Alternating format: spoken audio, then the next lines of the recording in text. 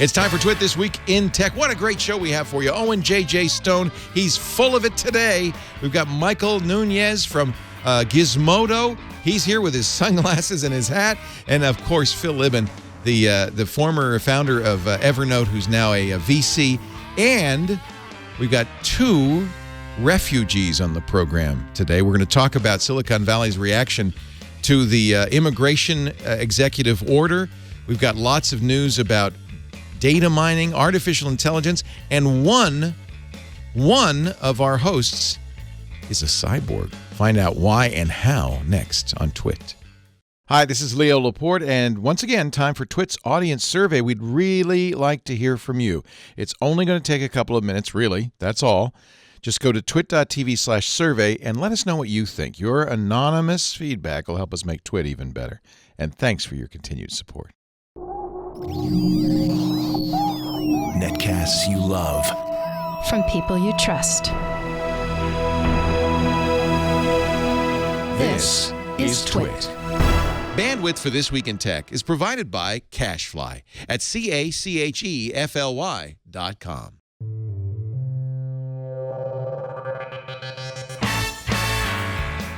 This is Twit, This Week in Tech, episode 599, recorded Sunday, January 29th, 2017. Fold with dignity. This Week in Tech is brought to you by Rocket Mortgage from Quicken Loans. When it comes to the big decision of choosing a mortgage lender, work with one that has your best interest in mind. Use Rocket Mortgage for a transparent, trustworthy home loan process that's completely online at quickenloans.com/twit2. And by Betterment, a smart, easy-to-use, and less expensive way to invest for your financial future. Get 1 month managed free when you make an initial deposit of $10,000 or more at betterment.com/twit. And by Eero. Why settle for just a Wi-Fi router when you can have a brilliant, hyper-fast, super simple Wi-Fi system? No more buffering, no more dead zones. Finally, Wi-Fi that works. For free overnight shipping, visit Eero.com. And at checkout, select overnight shipping and enter the code TWIT. And by Blue Apron. Blue Apron will send you fresh, high-quality ingredients to cook delicious meals with simple step-by-step instructions right to your door. See what's on the menu this week and get your first 3 meals free with free shipping by going to blueapron.com/twit. It's time for Twit This Week in Tech, the show where we cover the week's tech news. Oh, what a week it has been. But we've got a great team here to discuss it. Joining us from his secret lair somewhere on the East Coast, Owen J.J. Stone. I don't know what to say. Wearing cat ears. I'm actually scared to be here today. It's been a rough week, Leo. It has. Undisclosed location indeed. Yeah. But, yeah. You know, you got to get technology is still afoot. We need it. Get down so in I can be here with you. Get down in the bunker there, Owen. My cave has Wi-Fi. That's all we need. Yeah. Also joining us, Phil Libin. You remember Phil, he's been on the show, of course, many times, but he's also former CEO and one of the founders at Evernote. He's now managing director at General Catalyst, where he invests in technology. Phil, great to have you. Nice to be back. And I like it. Your timing is good because you are not only an immigrant, your family was a refugee family from the Soviet Union. That's right. So you have some standing to talk about the latest immigration and technology news. And also joining us only for his second time in a year, so we got to get you on more often. Michael Nuñez, he is at Gizmodo.com. Great to have you back, Michael. Yeah, thanks for the invite. I'm glad to be back. Yeah, I apologize for not getting you back sooner. What's your beat at Gizmodo? So I'm the technology editor here. So I'm basically just overseeing. Well, that narrows it down quite a bit. Yeah, exactly. So it's a pretty broad scope, but we do our best to basically cover everything that we see that's important. Yeah. And you work with Christina Warren, of course, over there. Yeah. Yeah. She's a relatively new addition, but I mean, she has been amazing. Yeah. It's been great to have her, on our side. If you're watching the video, we're going to call Michael Goose today on the show. I don't know why. So, I guess we have to talk about, and I have mixed feelings about talking about politics. We try to keep to politics only where it intersects with technology, but in fact, there's a pretty big intersection This is, of course, the concluding of President Trump's first week in office, a lot of executive orders, and one yesterday that seemed to have really triggered a reaction from Silicon Valley. I shouldn't even say that, from all of the tech community, and that's his ban on immigrants, visitors from 7 nations that are predominantly Muslim. But more than that, even green card holders, legal residents of the United States, were blocked at the border. There was some question of whether that was the intent. Apparently, the Border Control called the White House and said, now, do you want us to stop green card holders too? And they said, you bet. And a number of people were detained. The tech community's reaction to this was of varying strengths. Mark Zuckerberg, one of the first to respond, with a somewhat tepid response on Facebook, saying he didn't think it was a good idea, but not really calling it out. On the other hand, Sergey Brin, one of the founders of Google, immediately went to San Francisco International Airport to join the protests there. There's Sergey. He, of course, is also an immigrant from the Soviet Union, Phil. I think so. Yeah, I think so. Yeah. So why is Silicon Valley upset about this? To be honest with you, I'm not sure that the tech community is doing much good on this issue. They may actually be causing more problems. Yeah, or even kind of in the election in general. I think we are a little bit tone deaf about exactly who cares about what we think and who doesn't.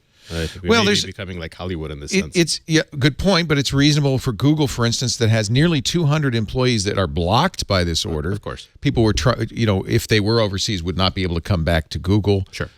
Many Google employees said, since our colleagues can't travel, we are not going to travel anymore. Mm-hmm. Google issued a statement saying, we're concerned about the impact of this order and any proposals that could impose restrictions on Googlers and their families, or that could create barriers to bringing great talent to the U.S. We continue to make our views on these issues known to leaders in Washington and elsewhere. It does sound like they're not condemning the order. They're more just saying, hey, this impacts our business, so we're not happy about that. Yeah, and of course, every company has a responsibility to its employees and to make sure that that everyone's okay and that business doesn't get interrupted. And the much larger question is, I think we do have some moral responsibilities to refugees, to immigrants.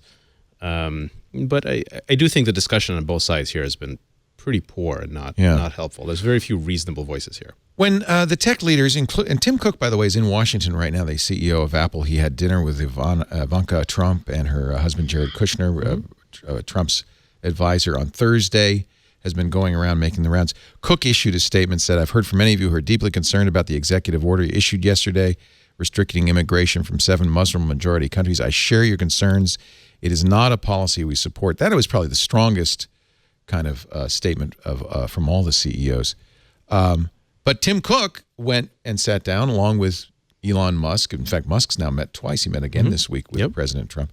Do you agree, having been in a position like this, do you agree with them that it's important to meet with the incoming president? Yeah, absolutely. I don't see... Why wouldn't you? Yeah, I don't see what's to be gained by kind of shouting about everything. Right. I think it's just going to make the world worse. So there should be reasonable people on both sides. It's sometimes hard to do that. There's a lot of pressure to take a strong position. There's a lot of pressure to be very vocal. It's good that a lot of people are doing that, but I think we also need people who are actually trying to be reasonable and move the world forward. Right, but when you're championing yourself as a beacon of hope and light, and basically constantly claiming that you're guiding the United States to this new frontier of greatness through technology, right. I think that you owe it to the people that you've promised, both American citizens but also your employees, to take a stand against some of this stuff. Because I mean, I won't say that every single thing that Donald Trump is doing is wrong, but there are certainly some measures that can be just described accurately as xenophobic and problematic when it comes to sourcing talent from other countries and basically creating this new and open world that all of these Silicon Valley companies are constantly talking about. So I was actually really disappointed by the number of leaders that were willing to speak out and the amount of time that it took them to actually say something. There are people like Sheryl Sandberg who have spent years talking about progressive ideals, and then when push comes to shove, have actually been pretty quiet about these things. She did finally issue a statement about not about the immigration thing, but about the women's. I think Planned Parenthood, the Women's March. She said that's right. Yep. Yeah. So, but you're right. She hasn't said a lot, and like, I think as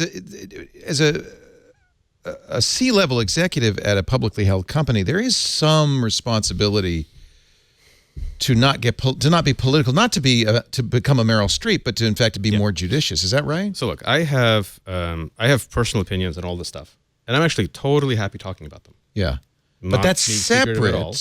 Totally happy talking about them. Yeah. What I also trying to be mindful of is what's actually going to be the most effective way for the world to move in the direction that I would like it to move. Right.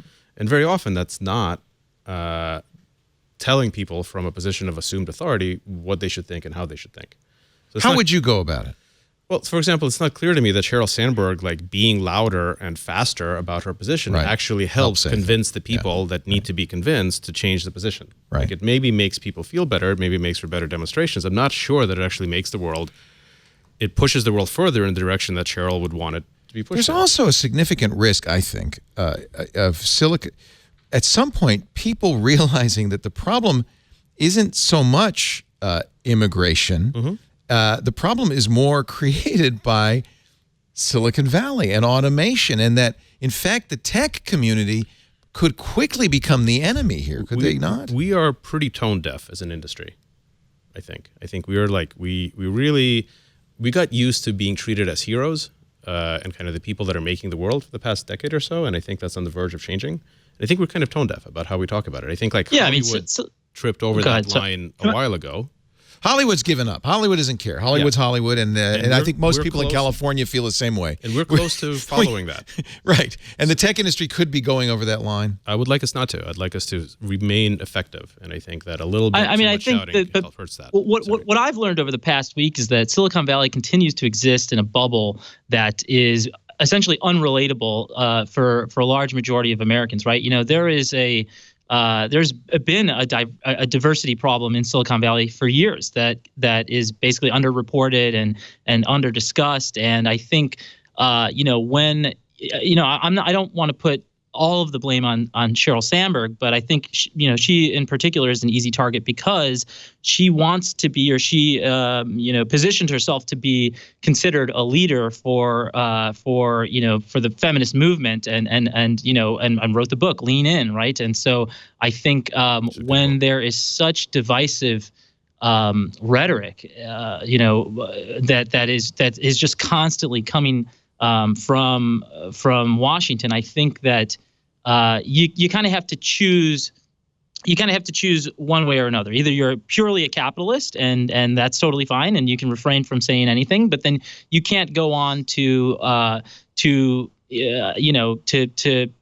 expect to be treated as an authoritative leader on any progressive movement. So I think, I think, Phil, you're saying they shouldn't be a leader in the progressive movement. They should stick to their knitting and do their job. Although I can understand why Sergey Brin, who went to that protest, but I think as a private citizen, I don't think he said, I'm bearing the banner of Google, but as a private citizen, I feel strongly about this because I was a refugee. I think you got three different issues here that are being conflated. One is the issue of like, how publicly should people state their views? And the answer to that is as publicly as they want. Yeah. Everyone can make that decision and state them as publicly as they want. Right. The second issue is what is the proper role of someone speaking for a company? That's a different matter entirely. That's a different matter entirely. And then there's a third issue, which is what's most effective. Right. And it's that most effective issue where we are about to go over a cliff as an industry, where we're about to take everything that we in general think is important and significantly hold those things back by being perceived as hectoring and lecturing and being tone deaf and being out of touch. We will make the situation worse if we keep doing it. So can I say something? I've been real quiet because I'm trying not to do the yelling thing that you said because I'm prone to do that. I feel like we are on the edge right now, on the precipice of a patented "Oh, Doctor" rant. So as a person who doesn't live in the bubble, I think that you're generally wrong when you say that the tech community is tone deaf and that Hollywood is tone deaf. The country in a majority voted an opposite direction of what we currently have as a regime, the popular number of people. Mm-hmm. So that the way that people are speaking and when they speak out, it's not tone deaf in general unless you live in the middle of the country and you've seen your job creation go away. As opposed to in Silicon Valley where everything's becoming automated, we're not talking about what educations people need to be having and what we should do for education for people to have these new future jobs. Because until we get the robots to build themselves, build the wall, pay the taxes for it, we've got to do some other things and fix these issues. So yes, it's important for a CEO of a major company who has immigrants working for them, mostly as engineers or whatever they have, because you never really see them on a higher echelon of work and jobs. Well, wait a minute. Satya Nadella, Sundar Pichai. No. I said in general, and don't talk to me like that because he just made the statement of the fact the way that racially, the way Silicon Valley is, you know how it is in general. I said in general. I didn't say all. Okay. I didn't say every. I said generally. Okay. So again, let me finish. The way things are set up. Well, go ahead. Sorry. I'm just saying that they're not tone deaf, and maybe if we did a little bit better educating the people in the middle of the country about what's about to happen to them, maybe we don't have to fall off a cliff or push ourselves off a cliff or rappel off a cliff. I agree with you on that. Work together about it. There is a leadership role Silicon Valley could take, which is, look, the change is coming. We understand this change. You might want to get ready for this. This is the educational. I mean, you push STEM, but these are things you've got to do. As a country, we've got to do to prepare ourselves, and it's not building a wall because that's not going to solve the problem. That's not where the problem's coming from. That's a mistake. I saw the best thing I saw for that was instead of building a wall, why don't we build a solar panel wall out there in the desert and get some free energy? I'm sitting like it's the little things like that. I'm like a 12-year-old said it, and you're like, that'd be amazing. It's difficult because Silicon Valley has a lot to get from this new president. They have repatriation of funds. They have investment. There's a lot. Elon Musk was meeting with President Trump this week, along with other auto manufacturers and industrialists, trying to bring industry back to this country. And Elon Musk is a shining example. They built tax break. They got tax breaks, although I think they paid back the loans. I meant more tax breaks. But more tax breaks. In fact, though, they all they're government contracts too. Don't forget about SpaceX. But they're caught in the middle here because they also have a lot of people working for them who are being put at disadvantage during this time. Musk tweeted yesterday, the blanket entry ban on citizens from certain primarily Muslim countries is not the best way to address the country's challenges. I think Elon's speaking to the... I agree with that completely. Yeah, many people negatively affected by this policy are strong supporters of the U.S. They've done right, not wrong, and don't deserve to be rejected. And then he's actually asking people to read the immigration order. And he's going to seek advisory council consensus and present it to the president. So this is an example of a tech leader saying, look, I've got a seat at the table. Yeah. I'm in the room where it happens. Let's do what is going to make a difference here. Yeah, look, I understand that people have to go and talk to the president. Whenever somebody jumps on Elon or black leaders or whatever, they're like, how could he meet with this guy? If you're not talking to the people, how do you know what's going on for real? Yeah. You're only hearing one side of it. You have to have people, leaders of an industry or a section, talk to this man. Because there is a lot of hyperbole in what goes on, what happens. I mean, we see with the executive orders what's coming down the pipe. But before that stuff happens, he's got to talk to people. If nobody shows up to talk to him, then who's he going to get his information from? And we need to talk to people in a way that's likely to actually convince them. Not in a way that's likely to don't talk at them and right. Don't patronize them and talk down to them. Right. We need to convince the people we disagree with, not make the people that we agree with just louder and shoutier. That won't move the world forward. The only concern with that. Go ahead, Mike. Well, I think I think that's true, but there's also you run the risk of running of building a false equivalence here. There is a moral obligation to speak out against humanitarian wrongdoings and basically the targeting of minority groups. And I think whether it's as a private citizen or as a corporation, these tech leaders need to be doing this to a greater extent. It's not unheard of to have a Fortune 500 company take a stand politically against or for an issue.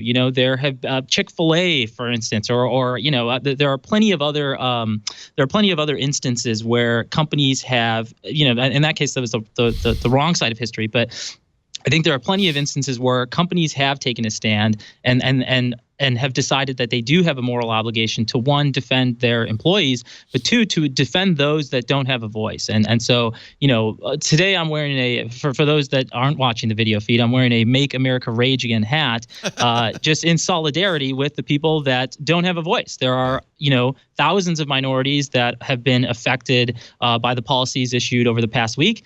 And this is just one simple thing that I can do to show solidarity as an individual, right? I'm not speaking on behalf of Gizmodo. I am just an employee of Gizmodo speaking as an individual. And I think that it is a moral obligation to do that. I don't understand how people can justify remaining silent when thousands of people's lives are being put at risk. Another example is Lyft donating $1 million to the ACLU. Lyft gave $1 million to the ACLU. That's because I think that for me I'm the son of an illegal immigrant, and so that's the political is personal right now, and for some tech leaders, they've made that clear. I think Sergey Brin showing up in person to a protest at the San Francisco airport is something that he certainly doesn't have to do as a billionaire, right? I mean, he could probably hire 100 people to go do that for him. But he showed up because he apparently felt a moral obligation to do that, and I would, I've just been disappointed by how few have shown that that level of bravery, basically. I think there's. Let me ask Phil something, because I think your position.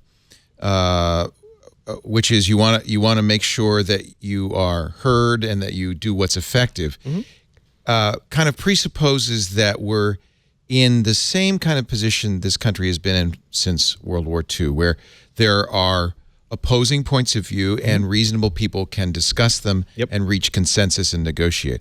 I think there is a sense in this country that we are no longer in that situation, that we're in a unprecedented situation where I think people fear that we have a new administration that isn't interested in consensus building, that is, in fact, doesn't matter what you say, you're not going to be effective with them. You don't think we've reached that point yet? So I hope not. And maybe this is just me being an optimist, but I don't think we have, and I hope that we haven't.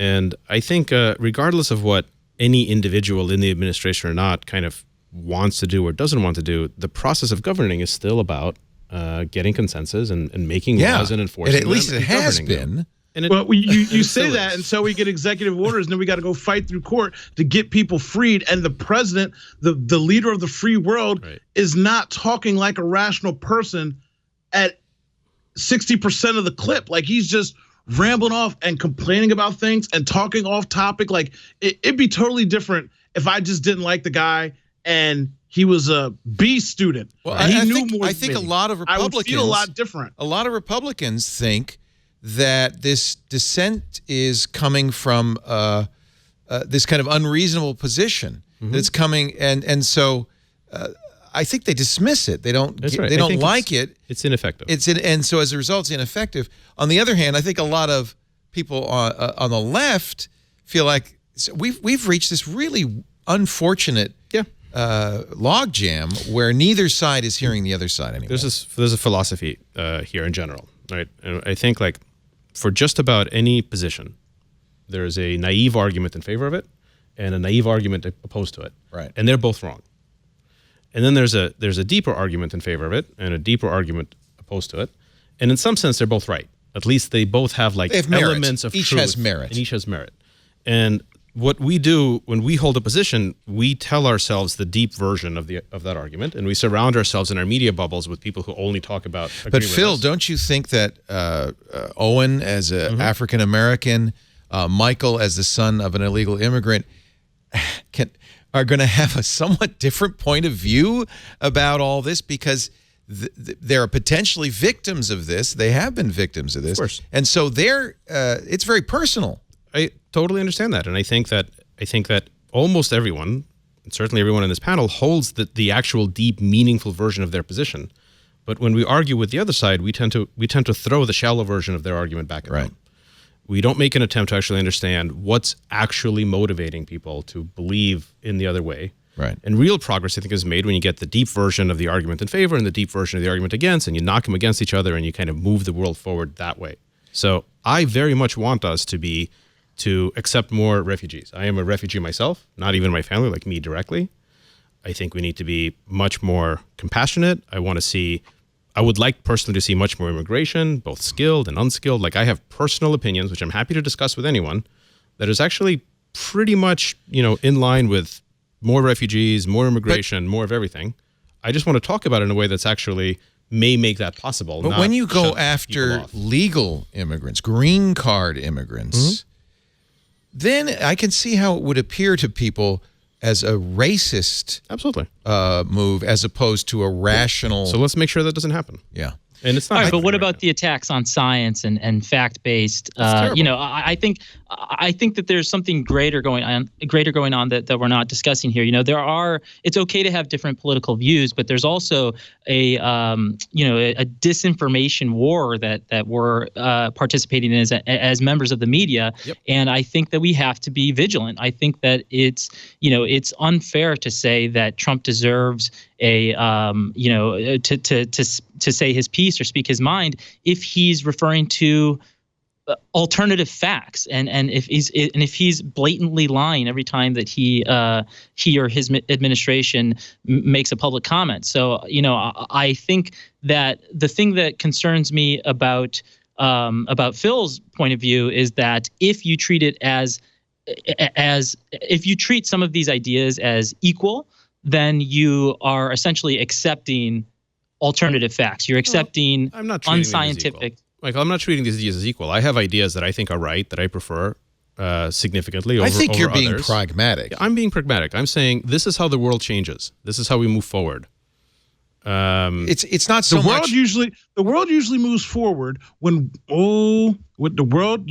this world, America, moves forward when one set of ignorant people gets pushed by a set of enlightened people to change. Now, again, as I said, the popular vote did what they did, and the middle of the country is hurting. And yes, they have valid problems, they have valid issues, and I understand those issues when you talk about it. But when it goes against science, when it goes to pushing on your religious beliefs, when it goes to taking away other people's freedoms, it's wrong. And that's why women march. That's why black people march. That's why, thank goodness for Facebook Live, because people are lazy now and they can sit in their house and half march with you and we can see it. But these people push things along. There's not two cool people sitting in the middle of a room talking about, you know what, Martin Luther King, you're right. Yeah. I'm glad we had this 3-day conversation. They had to get beat, water hose, killed, dragged down the streets bloody, and keep pushing until people finally say, you know what? But maybe we can do it better. Many of them. Maybe we can do it better. Maybe we don't have to do that. Tea Party, women's vote, black people, Black Lives Matter again. You tell me when we get to Star Trek, because I'm trying to get to it, brother. I want to live in the world of peace, and we only got to worry about the border. Here's an example, and I got to deal with what we got to deal with. Here's an example from Microsoft where the company made a statement that was more judicious than the personal statement of its CEO, Satya Nadella. Microsoft's corporate statement, we share their concerns about the impact of the executive order on our employees from the listed countries, all of whom have been in the United States lawfully. We're actively working with them to provide legal assistance, and my screen just went dark, and advice. Then Nadella, though, issued a personal statement on LinkedIn. Probably, we know he's the CEO of Microsoft, but it was a much more personal statement. As an immigrant and as a CEO, I've both experienced and seen the positive impact immigration has on our company, for the country, and for the world. We will continue to advocate on this important topic. That sounds to me, Phil, like a judicious splitting that you would approve of. And look, I don't think we really know what's going to work and what's not going to work. Yeah, we got to try it all. Yeah, I think we got to be open-minded about trying different stuff. And I am glad that people are marching and protesting. Of course they should be. That's a great way to move things forward. It's totally necessary. But as someone that is successful and given platforms such as this one, don't you think that it's an obligation to voice those opinions or to show some level of solidarity with the attacks that are being made on the EPA or I do. Or just all of this spread of misinformation. The only reason propaganda was able to spread so easily prior to the election is because of the platforms that we typically advocate on this program. I would say this as Twit: we want to be fact-based. We want to be science-based. Yeah.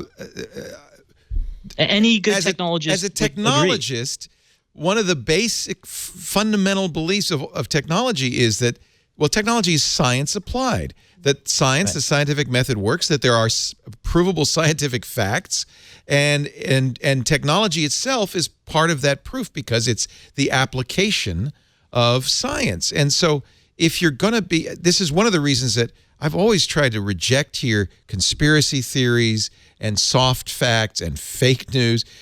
It seems to me that there are such things as facts, and if anything, that's what, as technologists, we have to celebrate. Absolutely, And to me, it's a question of acknowledge. effectiveness too. I think Facts exist. I think I do have an obligation to try to make the world better. Very much. Yeah. Moral obligation. And yet, at the same time, technology is, I think you can argue, I would say the single most important factor to this disruption that is about to happen around the world is artificial intelligence, machine learning, automation, the disruption that technology, you know, we celebrated disruption for a long time. TechCrunch has a conference called Disrupt. Turns out disruption is very disruptive And I've to been on people. this for years. Like, I think the first time you had me on a podcast, I was like, I hate the word disruption. I think Why? 10 years ago. But it is happening. Because it's a fetish. It like But we shouldn't fetishize people it. who We shouldn't fetishize celebrate it. disruption are Yeah. I remember fetishizing you talking about something that. destructive. It is said destructive. It's about creation. It's not about disruption. Disruption is a side effect, which we should actually try to minimize if we can. I love it. For the record, I'm anti-AI. We got to stop ourselves from killing ourselves before we let robots do it. Yeah, but I Just would for the say- record. Owen, this is Just for the important. Owen, when the AI finally comes, they will have access to the Wayback Machine. So it's really important to state for the record that I've always been on their side. We have You you. see what I'm saying? Hey, look. I love the AI. Yeah, the AI is I, great. for one, welcome our AI overlords. Yeah, always have, always will, regardless of how far back they We go in are their Google checking searches. the index, and you, Phil, my Libin, daughter are loves the one of AI. us. I wish the AI never existed. One of Let's us. put that on. I also would submit that I love what you said, Phil, and I do remember you saying that the first time. It was years ago. Like a decade ago, yeah. Let's celebrate creation, not disruption. Nevertheless, disruption happens. Yep. And it's very hard to stop technology. I mean, even AI, nuclear weapons, whatever it is, look, it's obvious. You look at nuclear weapons, that's going to be a problem, but good luck stopping them, right? We've done a decent job of stopping him so far. We've slowed them down. We may Can not. we get an ad or a text story just to clear Here's the palate? Here's Okay. one final story, and then we're going to move on. And this is the one that just strikes me with a lot of irony. Peter Thiel, of course, who was a Trump supporter, gave a lot of money, I think $1.5 million to the Trump campaign, is in fact was part of the transition team, is in fact an advisor. Apparently has bought a New Zealand citizenship and several thousand acres of lakefront property in New Zealand. He has a bolt hole. A while ago, right? Not recently. Oh, yeah, I don't know. Yeah, a while ago. He's been buying it up for a while. I don't think this is a Trump thing. I think this is like a zombie apocalypse prepping thing. Okay. There's a great article this week in the New Yorker about how the tech community is planning for doomsday. Yeah. And some of it's political. Some of it's just acknowledging, as anybody who's up on tech. You've seen the doomsday bunkers that they have for sale, right? Yeah, so that's one of the things in the article is they took an old Atlas missile silo north of Wichita, Kansas. It was decommissioned in 1965. A developer bought it, made a 15-story underground condo complex, $3 million starting price. You don't have any windows, but they've put up screens with videos of whatever you choose. In one case, a woman who's from New York got high-res videos of her scene outside her window looped for a few days, and she's going to watch that when the zombie apocalypse hits. Yep. They also talked about Steve Huffman, the founder of Reddit, who had LASIK surgery because he said, well, you know, when everything goes to hell, I won't be able to get eyeglasses, and I want to be able to hunt deer with perfect vision or whatever it is. I've got a more ambitious plan. I want to be on the moon when it happens. Good luck. Good luck with that. Seat. You know, if you're at 17, who on this panel has a bug out bag and an escape plan? No, Leo, I don't. you're in trouble. No, I told Phil this before the show. Nuñez, you're in trouble. You got to get on it. I choose to go down with the ship. What if it's just a minor thing? Agreed, What if it's like yeah. an If it gets earthquake? that bad, I'm going to fight to preserve the great country that we are, the republic that we are, with freedom and justice for all. And if that fails, I'm going down with the ship, because I don't want to be in a bunker 17 miles underground. You don't think you'll be more effective fighting for the country you love with some bottled water in a bag? Listen to me, Leo. That's gonna get in the way? Leo, first of all, just stop it. Oh, I'm prepared for an earthquake. I'm prepared for an earthquake. Not an earthquake. I'm talking about, I mean, we got a 9mm with 2 clips in the mag. We got stuff we got to get so we can get out safe. You know what, But Lisa, my your wife ham wouldn't let me radio, get a gun. I told you. You wouldn't get to keep it. You take it in case of emergency. I wanted It's a locked up shotgun. and She put wouldn't away let in me a get bag. one. I said, honey, I'll See, get training. We'll have a lock on it. Because that's why you don't let 5-year-olds play in your bug out bag. Now listen to me. You're out here doing ham Fair radio. We need you, Leo. I do when know the power ham. goes down, we need I you. do know I have the ham. You're one of the oldest dinosaurs left on the earth. You are to be preserved, sir. I will send you a bag. I've I've read far too many dystopian end of the world science fiction novels. There's so many great ones. There's never too many, though. They keep coming up with them. Of course, Jerry Pournelle's Lucifer's Hammer, which is an amazing story of an asteroid ending civilization. There was a great one where a guy goes up to the mountains and then gets hurt, and he misses the plague that kills most of the. I can't remember the name of it. He comes back down. It's an older one, but in every case, the resulting civilization I don't want to live in.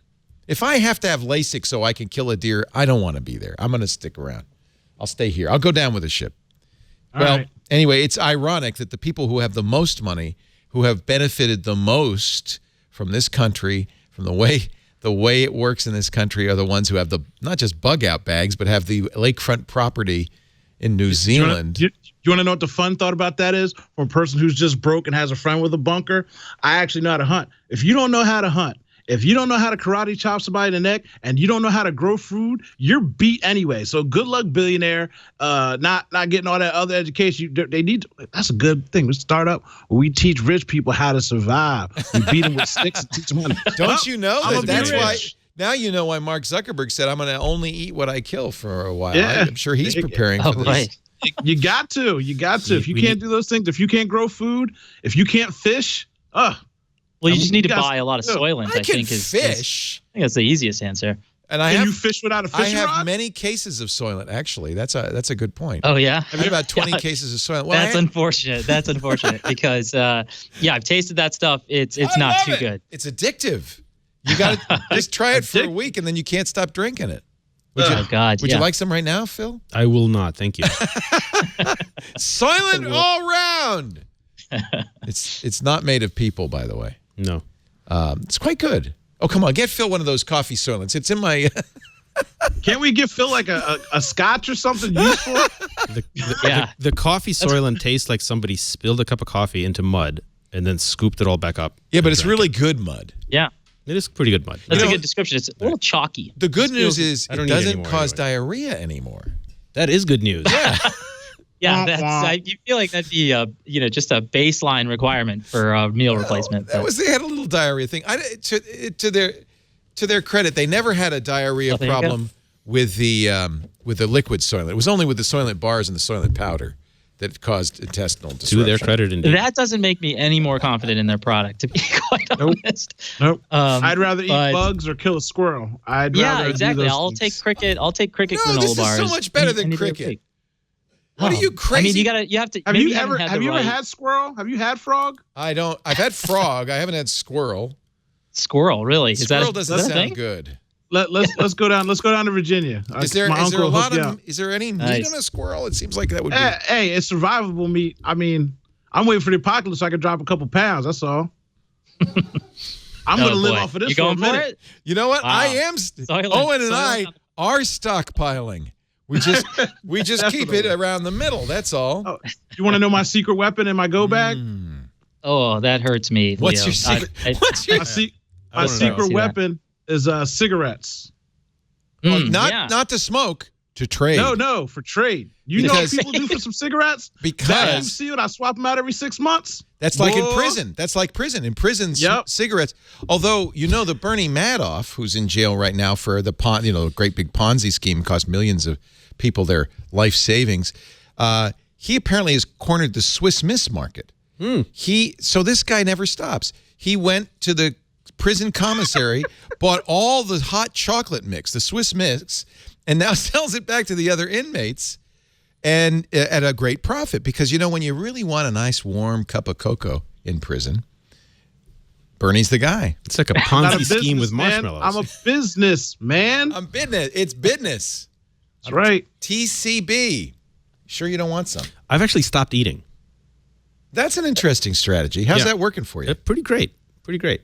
It's remember how a couple of years ago it was you do look great. You look like you lost weight. I've lost 50 pounds since. You look fantastic. Thank you. And you did that by just not eating. Yeah, it turns out if you stop eating, pretty much all problems go away. Except your hair falls out and your teeth. No, not for a long time. You can go quite a while. All problems don't go away. You got one major problem. You're hungry. I see that's a problem, right isn't it, Owen? This is the next thing. Go away. This is going to be the next legal requirement for all Silicon Valley CEOs and VCs is going to be fasting. They go through all these weird things, right? Microdosing LSD, freezing themselves in chambers at 200 degrees below zero. So the new one is it's fasting. Now go ahead. I think we should sell them oxygen bars. You know what I mean? Like air bars where it's scented with strawberry scents or something, and you take it out of a bag. It's nothingness. Somebody would buy that. It's a good idea. Man, this soil probably. Good. You guys are missing out. Yep. It is like chalk, but with a nice coffee aroma. Yeah, it upset my stomach immediately. You know what it tastes like? It tastes like the stuff they make you drink, the barium they make you drink before they do an X-ray of your lower intestine. I've got a fondness for that. It's good. It's good. So wait a minute, fasting. Fasting. Are you a 5-2er? Are you a daily faster? What is your methodology? I tried a bunch of different stuff. I'm now I decided random. So random. So your body doesn't get used to random fasting. Random fasting. And for how long? So I roll a die every morning, a D20. Oh my God! I call it Dungeons and Dragons diet. I roll a die and it tells me whether or not I'm eating and how much. And you got to write a book. The Dungeons and Dragons diet would be a bestseller until they sued me. But yeah, it would be. So maybe knock a couple corners off the diet. Wait a minute. So there's 20. It's a 20-sided dice. D20. So what happens when the? Well, I'm still playing with the tables, but basically there's a few different outcomes. About half the time it's just nothing. You just don't eat at all. All day to the next roll. Yeah, all day. Yeah, to the next roll. Yeah, I want to do this. It out. It's really fun.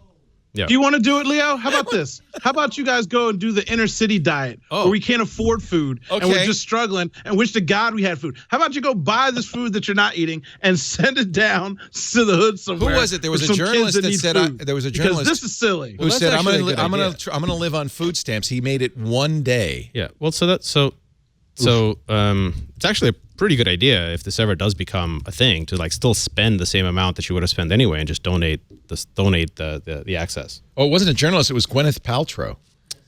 Yeah. And she gave up. That does not surprise me. $138 a meal. You know what you can get for $130 a meal? You can get a pack of Kool-Aid, a ramen noodle, and a slice of bread at the bodega when they put it out. They sell it in slices. Owen, if that's what the die says, that's what I'm going to do. Or you can get a bag of Cheetos, the 99-cent bag. Okay. Phil, will you send me your spreadsheet? I'd like to. I'm going to do the Phil Libin Dungeons and Dragons diet. This solves my two biggest problems in my life. I was super obese and I wasn't rolling enough dice. Got both done. No, in fact, Kevin Rose did a fasting app. Zero, yeah. Zero. No, it's the new stupid thing in Silicon Valley. I'm not proud of it. There's a lot of research, though. Wait a minute. This is not that stupid. I could do it. If I could lose weight, if I just did this and lost 90 pounds, I could sell the inner city urban diet to white people for $1 billion. They'd be like, "Wow!" Yeah. Oh, and we can collaborate on this. I like the urban diet. Phil, Phil, to be honest with you, I need to get your number so I can talk to you next week. Yeah. It's rare that I talk to a person or hear a person that's so calm like you. I need that in my life. I meditate, but Phil, you made me quiet. I'm usually not quiet. I was quiet that whole first time. He's not calm. He's exhausted. He hasn't eaten in days. Well, I am full of energy. But you're being real rational, and I tried to be rational. You kept me from yelling. I appreciate you, Phil. Can I do microdosing and fasting? You could. Oh, and we need to collaborate on this. This is a serious idea you have. I do. You know what I do once a month, just so it helps me with my fatness. I do. What's that thing called where I juice 4 days out of the month, and by the fourth day, I want to kill myself. So I think this is better. Isn't that why Barry Bonds isn't going to the Hall of Fame because he juiced? Well, I'm not juicing like that. I'm juicing cucumbers and carrots and apples and such. Oh, that's a different kind of juice. Yeah, and the worst part is too, after the third day, I feel so much better. I have more energy and I'm more awake. But again, I realize I haven't eaten real food. That's because your body thinks it's dying. It thinks it's your body's going. It's all over. This is all like totally solvable. You're actually right. The research on this is super interesting. It's very good research, but it is very much like the fad du jour in Silicon Valley. No, it's so funny how these Silicon Valley types. I'm just going to tell you. Well, they said the same about it was ketosis for a while, right? It was a ketogenic diet. It's all tied to it. Yeah. So, I'll send you. I just want to say this. We can talk about something normal. When I was a kid, there were 4 years of my life where we were desperately poor. I used to be called an Ethiopian. That's part of the reason I'm overweight, because I had such a thing about I didn't know where my next meal was coming from. I had to steal food to eat. So you were like skinny, they called me Ethiopian. I was like skinny. And once we got money, we had whatever. Then I was eating, and I had an eating disorder because I went so long without food. So I know what it's like to go to bed and not eat for 3 days, and the only meal I'm getting is during school. And in the summertime, I'm like wondering, how am I going to eat? So when I hear somebody's like talking about fasting, and I'm thinking like somebody with a job and all this money and they're not eating food, I'm like, are you insane? Yeah. Like it freaks me out to my core to know that there's kids somewhere right now that would hear that and would choke you in your sleep to have a sandwich. Well, that's simple. Pack up the food you'd eat and send it to a poor child. I think this is totally like a good idea. Like if it Take ever the becomes money a you're thing, not spending that day and donate it to care. part of the Dungeons and Dragons diet should clearly be. I'll get on Kevin about it. I'm gonna call Kevin tonight. Get on him about it. I love it. We're gonna take a break, and then we're gonna get back to tech. You know what? This has been a great conversation. You guys are great, and I think I appreciate the different points of view.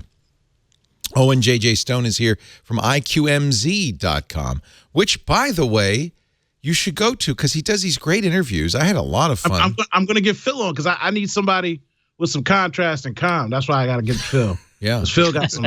I don't even know guy. what Phil's talking about, but I feel like it's like in the middle of the ocean. So I'm trying to get to the middle so I could expand the world. I guess. I agree. We all need to get there. Phil Libin, formerly of Evernote, now he is managing director at General Catalyst, which is a VC fund. It is indeed. All right. Who? Anybody we would know that you're investing in? Snapchat. Oh, I've Stripe, heard of them. Airbnb.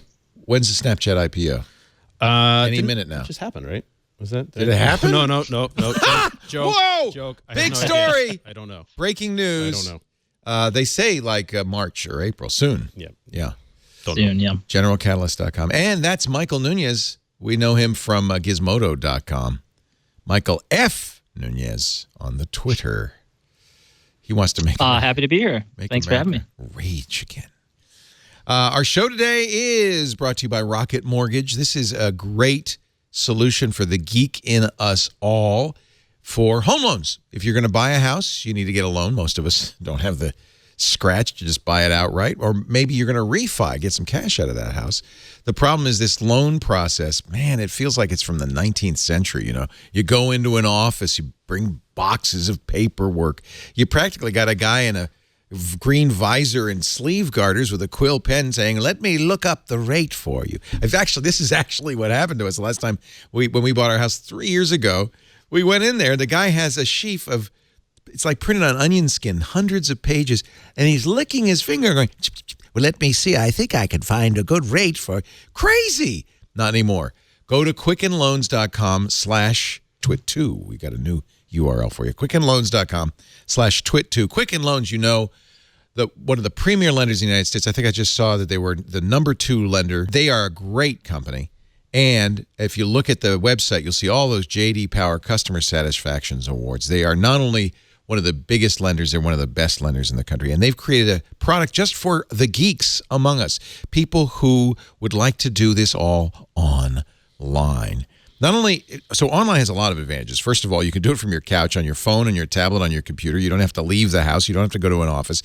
You don't have to go through papers. You can submit your pay stubs, your bank statements with a touch of a finger, all online. And then because it's online, you can customize it. They've got sliders that allow you to choose the rate, the length of your loan in real time so you can get it just the way you like it. Approval in minutes, because computers, right? For a loan that's tailored to you. And it's all online.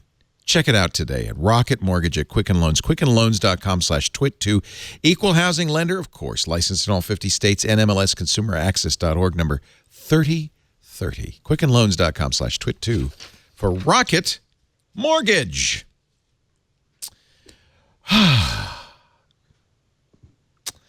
So hard not to be political here because there's a lot of stuff in this arena. Things like pick a direct story, and then we'll go talk about that direct Twitter topic. Discloses in its transparency reports a couple of national security letters. That's not political. Well, it comes from the Obama era, so at least it's like nonpartisan. We've gone back to the other side. Now, these national security letters come with a gag order. Yes. These are part of the Patriot Act. But the FBI has told Twitter they can now talk about it. Yep. So that's one of the things that's changed. These gag orders used to be open-ended. You can never say anything to the people we're asking for information from. You can never say anything publicly. So asinine. Yeah.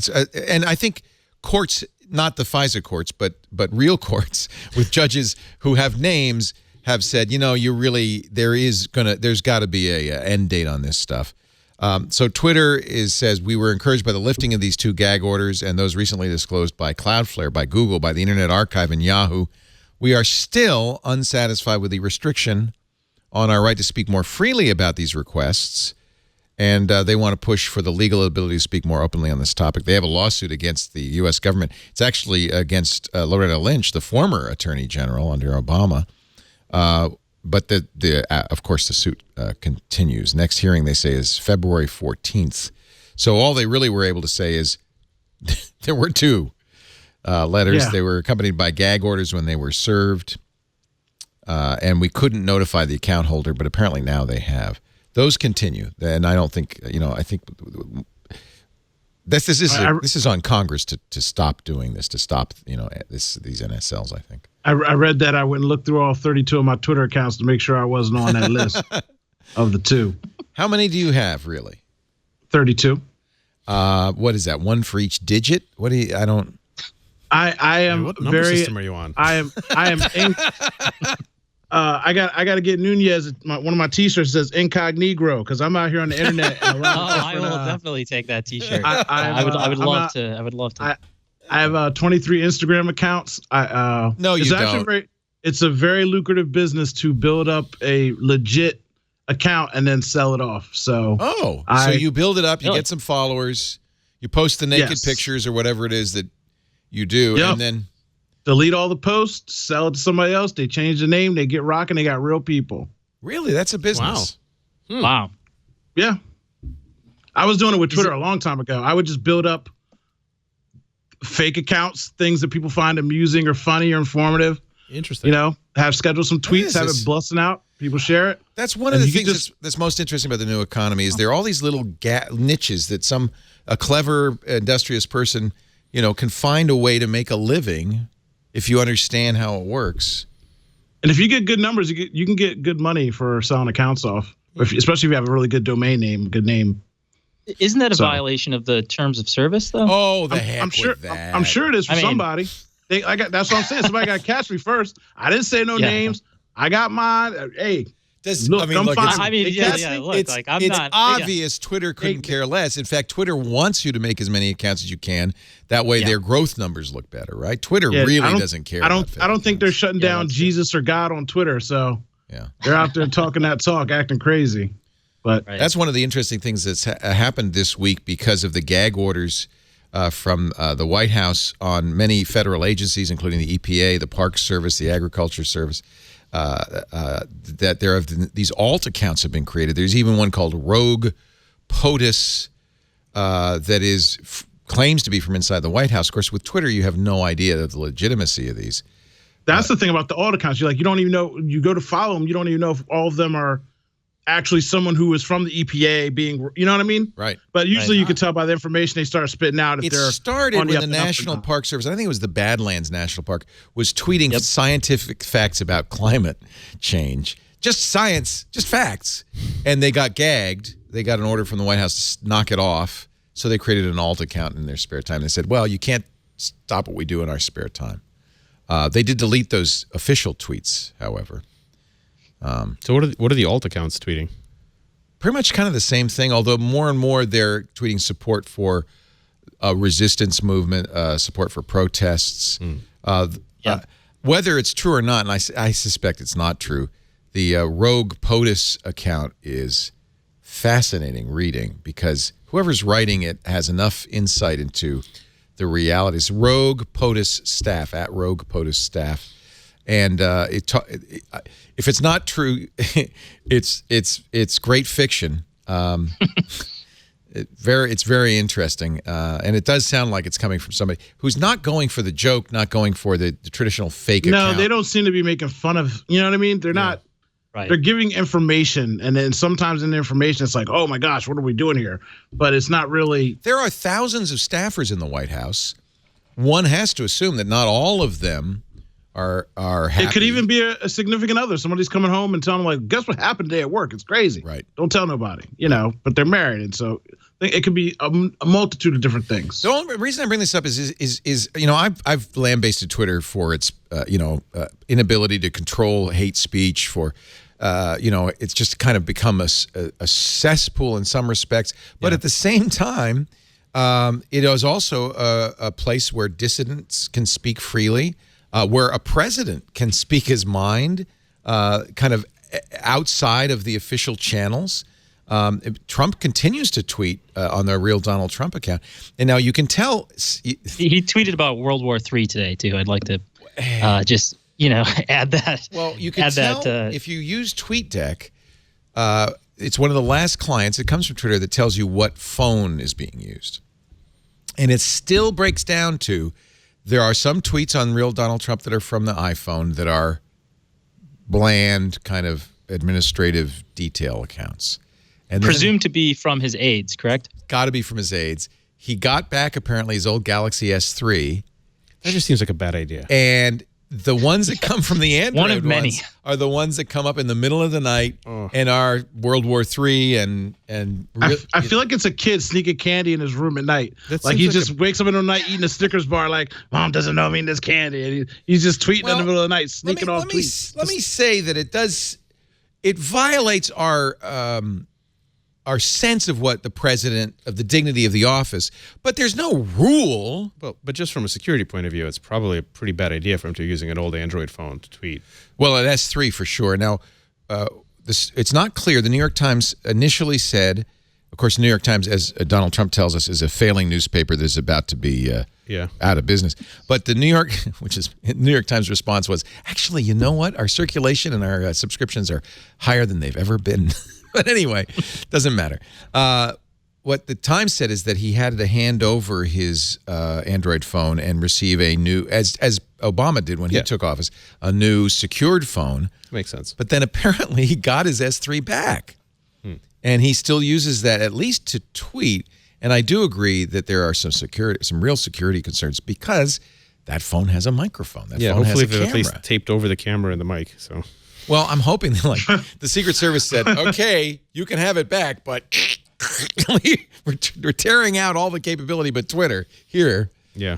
That reminds me, once I was in China a couple of years ago. It was some big government conference, and they handed all of us a phone when we walked in that was all like pre-configured and set up for us. And they're like, here, please use this phone for like free internet usage. Yeah, we don't mind. Like, yes, I'm going to use this phone. Oh, yes, sir. It's not what you can tweet. It's what they can do with the phone. And so anyway, I am actually kind of more grateful that Twitter exists these days. No question. Like for all the why do you say that? Why? I mean, because it also amplifies a lot of misinformation and a lot of of these alternative facts. So how can you say that Twitter is helping? I imagine you're taking that stance. So here's the thing: misinformation can come from. Back in the day, they're saying, don't listen to the radio because they're televised on the radio. Everywhere. Don't turn on the TV. They're televised on TV. Don't read Gizmodo. They're making up like Timothy Wu on Triangulation 2 months you're getting ago. Information from. He's got a great new book called The Attention Merchants. It's a history of advertising. He talks about the first newspaper in the New York Sun, I think, in New York City in 1832 in a circulation war. they started a series on. They said scientists in Europe have been able to build a telescope powerful enough to see the surface of the moon, and they described the population living on the moon, the people, and it was a great seller. Never has been retracted. 180 years later, it's still. So fake news goes back at least to the first newspaper and probably back to the caveman, right? Right, but in this case, it's propaganda, right? I mean, it wasn't that the big story. Michael, you can't shut down every propaganda outlet, so I think it's best to have a channel that this stuff can come through, so we can. The Nixon era, everything was propaganda. Remember where you got your media from? Again, propaganda comes through all channels, all forms. There's good content and there's bad content. There's good people, there's bad people. So you can't just shut something down. You just have to accept it. Yeah, but it's Twitter doing a good job of sorting through that information or helping you sort through that information, I guess, would be my point. And so there's pressure on Facebook to do that, and Facebook has agreed to do some of that. But that's the difference between Facebook I'm working on a thing for that. Are you? Yeah. Well, tell us about it. Nope. But I'm working on it. For... Is it like, say, a plug-in that people could use? We're figuring it out, but a couple of friends of mine and I are tinkering around with some stuff that might help a little bit. I do think about it would be great for people to have some sort of widget that would give them additional information about the stuff they're reading. However, I think that the risk with talking about fake news is, first of all, it immediately was turned against people. It's condescending. Now too. Trump is talking about fake news. Yeah. B, it is condescending. People choose fake news because they choose to believe, or even not that they believe it, but it aligns with their beliefs in some unique way. And that's not, you can't tell somebody not to do that.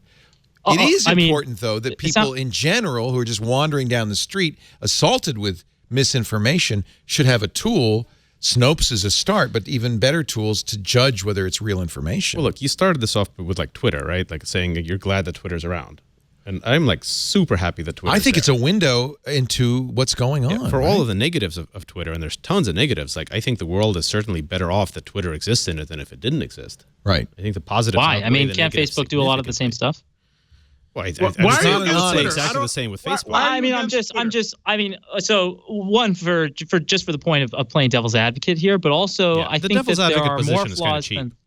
I always say again. Whenever someone says devil's advocate, they're usually not about to say something like super meaningful after that because it's kind of a cheap trick. Like you can disagree with anything as devil's advocate. Like, do you think that the world is worse off? I will defend the right to use devil's advocate. I do it all the time, only because sometimes we need to get other opinions out so we can. I'll give you a straw man to argue against, if nothing else. I just need a general good reason of why Twitter specifically is a problem for propaganda. There was a book in grade school in Texas that said that slaves were indentured servants and loved their job. They love it. And then somebody came out like, "What are you doing? You're teaching kids in the 5th grade that this is history?" And then obviously the books got retracted. But talk about propaganda. Little black kids sitting in school talk about my mom's crazy. They had jobs. They love their job, Mom. It says it right here in this book, and that's the history that they're taught. So clearly, there's propaganda. Twitter is not the leader of propaganda. Clearly, falsehood should not make it into textbooks. I agree with you on that. I'm just saying, like we call out everything. We can't just say Twitter is evil because Facebook is. It ain't just Twitter. That's all I'm saying. Yeah. No. I know it's not just Twitter, but I think that when it comes to the big three media companies, or the big three technology / media companies, the ones that are based on advertising, Google, Twitter, and Facebook. When you look at Twitter, I think that they have done the least to combat. No, they're the free speech wing of the free speech party. Yeah. That's right. But that comes with a lot of downsides. I think it's fair to say that. Well, I think it's fair to say that. I just think. Absolutely. Yep. They should do better. Still happy that they're around. All right, let's play a game. Donald Trump tweets, "I will be interviewed by the Brody File on CBNN News tonight at 11 p.m. Enjoy. iPhone or Android phone?" That's an Android phone, I imagine. Android. That's a good game. No, that's an iPhone, my friends. Winner, chicken dinner. Winner. All right. Nice. Statement regarding, this one's tougher. Statement regarding recent executive order concerning extreme vetting. Android or iPhone? iPhone. iPhone it is. All right, but I'll bet you get this one right. If it has proper English and it doesn't say it's great, she's great, they're great, we're great, I already know what phone it is. This is a silly game. Senators should focus their energies on ISIS, illegal immigration, and border security instead of always looking to start World War III. Android. That's an Android phone. Android it is. You're Like I onto said, something easy with this. game. Easy game. You're onto something with this. Oh, look, dollars to donuts. I'd be rich playing this game. Somebody Wow. with aptitude and conviction should buy the fake news and failing New York Times and run it correctly or let it fall with dignity. Android. Look, Obvious, Android. right? Yeah. Anything that has a link to something verifiable and factual, iPhone. Anything that All doesn't have caps a too. link, All that has caps is a dead giveaway. This is a game. Read Although the I'll next also story. say that fold with dignity is an interesting Fold concept. with I dignity. think you need to I'm going to try to apply that to my laundry tonight. I saw it on a banner somewhere driving through Fold the with airport. dignity. Yeah. I'm going to wear a monocle when I fold my laundry from now Yeah. on. No, I got to, as soon as I get home, I got to do laundry. I'm going to Here's a fold tough it one. with dignity this time. Tough one. I promise that this is 2 days ago, that our administration will always have your back, will always be with you, and then a video of Trump at the Department of Justice. Always is in all caps. I I'm going think to go Android. iPhone only because it seems I don't know. It just seems too well put It's together not with the video. confrontational enough. It's So Yeah, I the assume video it's kind a, of throws me But off. it's got a lot of assume it's caps in an it. maybe it's an It's Android. true. Somebody gave him the video. okay. So Michael says iPhone, Phil, Android. Owen, Android. Android, and the answer is iPhone. Oh, they got me. iPhone. I don't think he embeds content too often. That's what I was saying. Anything with a link in it isn't him. I should have stuck to my own rule. Yeah, Right, usually yeah. he's just Right. he's So, at the just very reacting least- to something. Twitter is good for a game. Yeah, I mean, of course there are benefits to Twitter. I don't want to have my point misconstrued. I just think that they can do a lot better, and Twitter is one of these sites that treats a Breitbart link equal to that of a New York Times link, and I don't necessarily know love that about it. should. And I'm the guy who's been saying Twitter should shut down for 2 years because I am the focus of an amazing amount of abuse on Twitter. But I do think that is the merit of Twitter, that it is a free-for-all. And as long as you understand it, there is a problem because the media often treats 10 tweets as a news story. Like, Twitter's going crazy about, well, of course Twitter's going crazy about something. They always are going crazy about something. That's what Twitter is. It's an outrage engine. But if you understand kind of what its role is, I think it does provide a very interesting window into the president, a window into the alt services, EPA. And this is the water cooler conversation for the United States of America right now. Yeah. I mean, if some of What those was that? rogue accounts are true, isn't it great that we have them? Yeah. What did you say, Nuñez? Next story? Yes, he said next story. yeah, no, sure. he didn't. Yeah, yeah. But nice putting that's what words you in said. his mouth, Mr. Owen.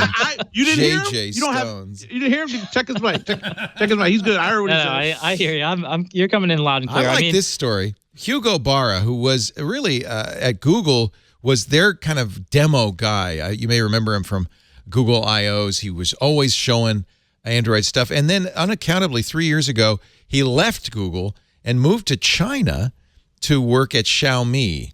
Now, then we heard last week, he said, I'm leaving Xiaomi to do something exciting and new.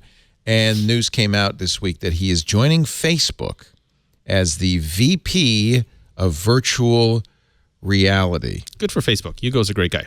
And super talented. You know him? Yeah. They do. I don't know him, but my sense every time I saw him talk, I just loved him. I thought he was down to earth. He was smart. He was a great presenter. Yeah. Good guy. World needs more people named Hugo.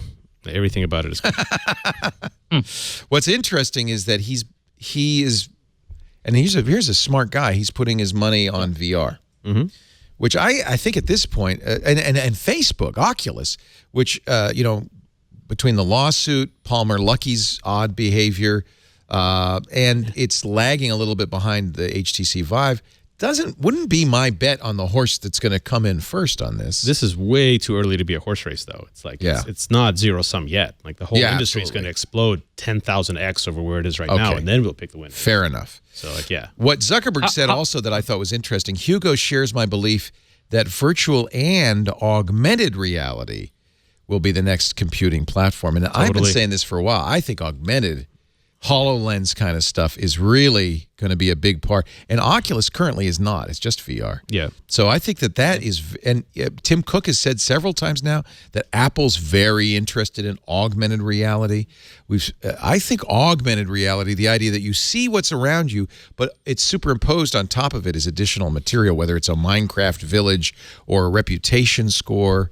I like that. VR is 3D to me. It's something that everybody is hyping on, and then XDeers is dead.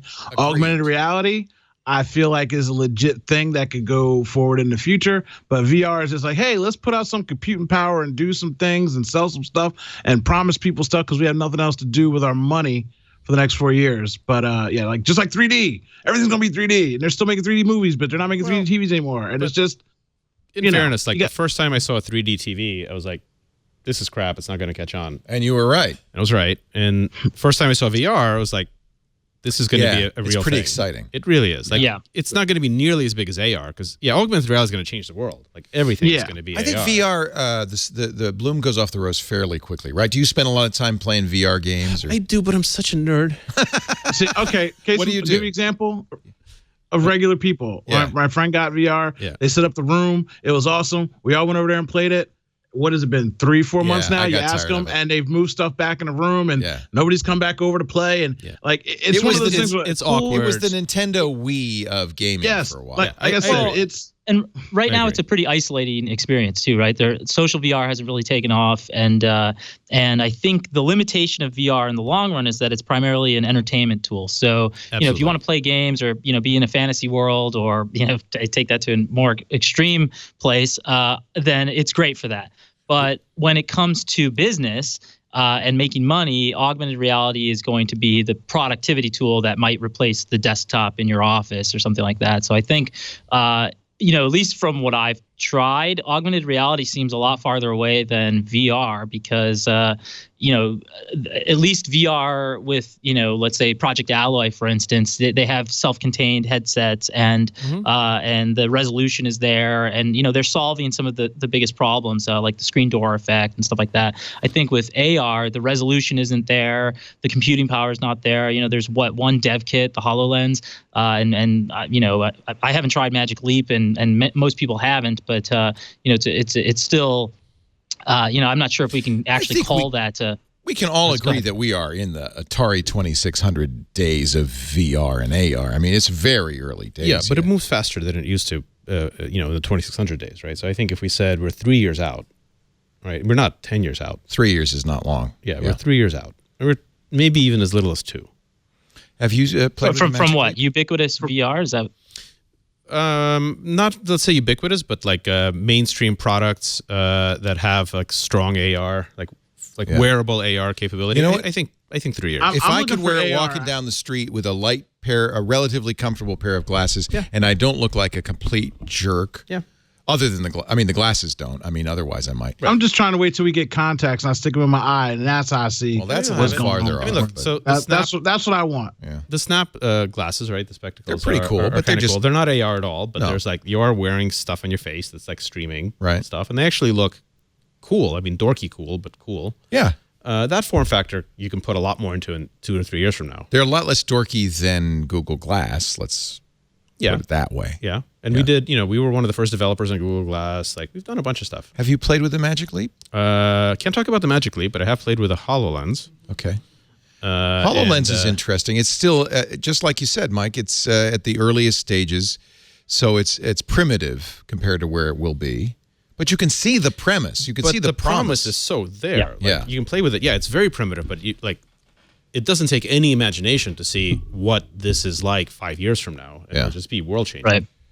I liked, in our chat room, Reverend Dana Scout said, and this is, I think, this sums it up very well. Let me see if I could find the quote. He said, VR is the vacation.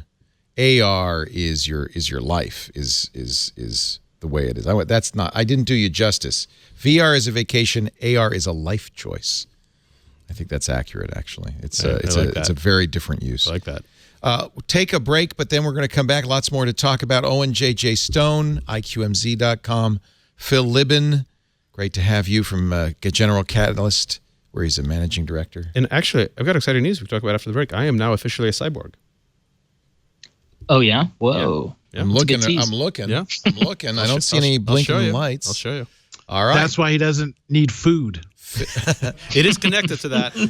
Phil I want to do everything Phil's doing. You're looking great. I can't believe You're not allowed to do anything Phil's doing. You stay in that. You leave Phil alone.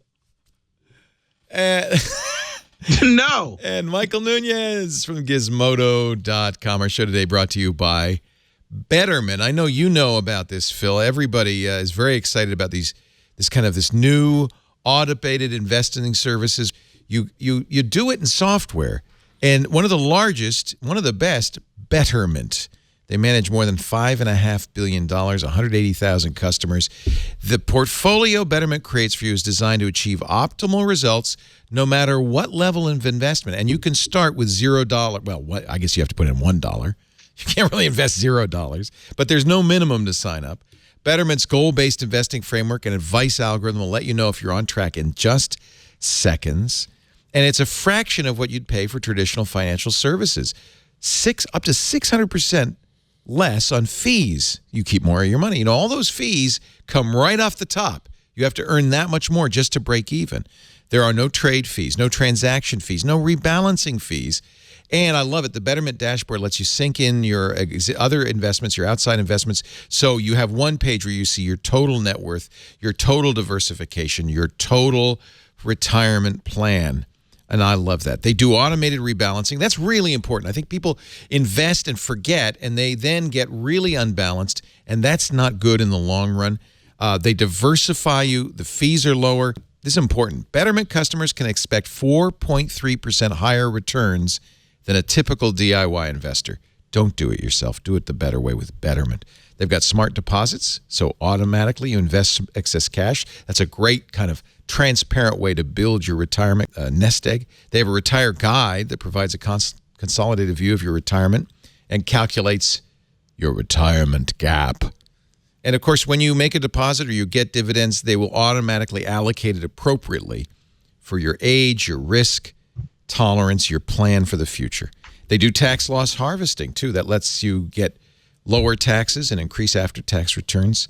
End-to-end investment means faster cash transfers, tax forms available at the earliest possible date. And, of course, it's totally secure. And if you need help with a human, yeah, there's humans. They've got support specialists on call 7 days a week, 365 days a year. Investing involves risk, but do it right. Get 1 month managed free when you make an initial deposit of $10,000 or more at betterment.com/twit. That's betterment.com/twit. We thank them for their support this week in tech. Cyborg, Phil Libin. Is this why you don't have to eat? It's related to it. Is this why there's a plug coming out of your butt? No, that's totally different.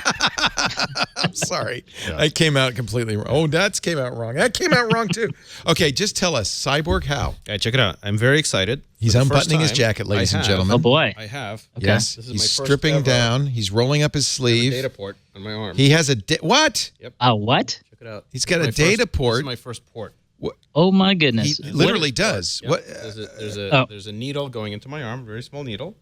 is that permanent or is this temporary? 2 weeks at a time. Sticks on for 2 weeks. 2 weeks. And it gives me, just real-time glucose monitoring, which is, kind of boring. Oh, but that's it's cool. good. I would like that. The first time that I have like real-time data. Are you type 1 streaming out of diabetic? Type 2? I am thankfully. You're not. Not. I'm only doing this as a data nerd to kind of collect everything, but it's doing it. It does. That can't be your real-time. blood sugar. It is. I'm kind of have the blood sugar of a ninja.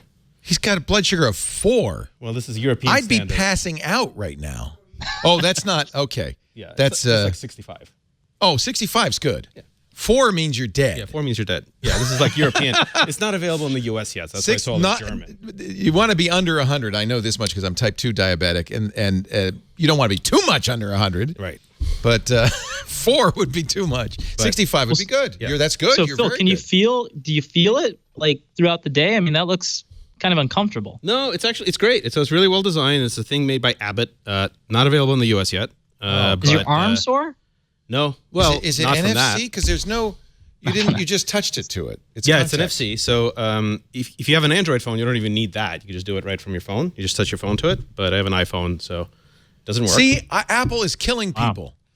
And do you trust the information that it's giving you? Yeah, so it's I know it's supposed kind of a weird question. So it's approved in a bunch of European countries, and it's supposed to be accurate enough for insulin dosing. So it is as accurate as a blood. Well, if I were going to use this, I'd prick my finger and I'd compare. You could do them both, yeah. So this over actually a has period of time. the strip reader. Oh, it so does you it could, as well. You could calibrate it if you want, Okay. but I haven't tried that.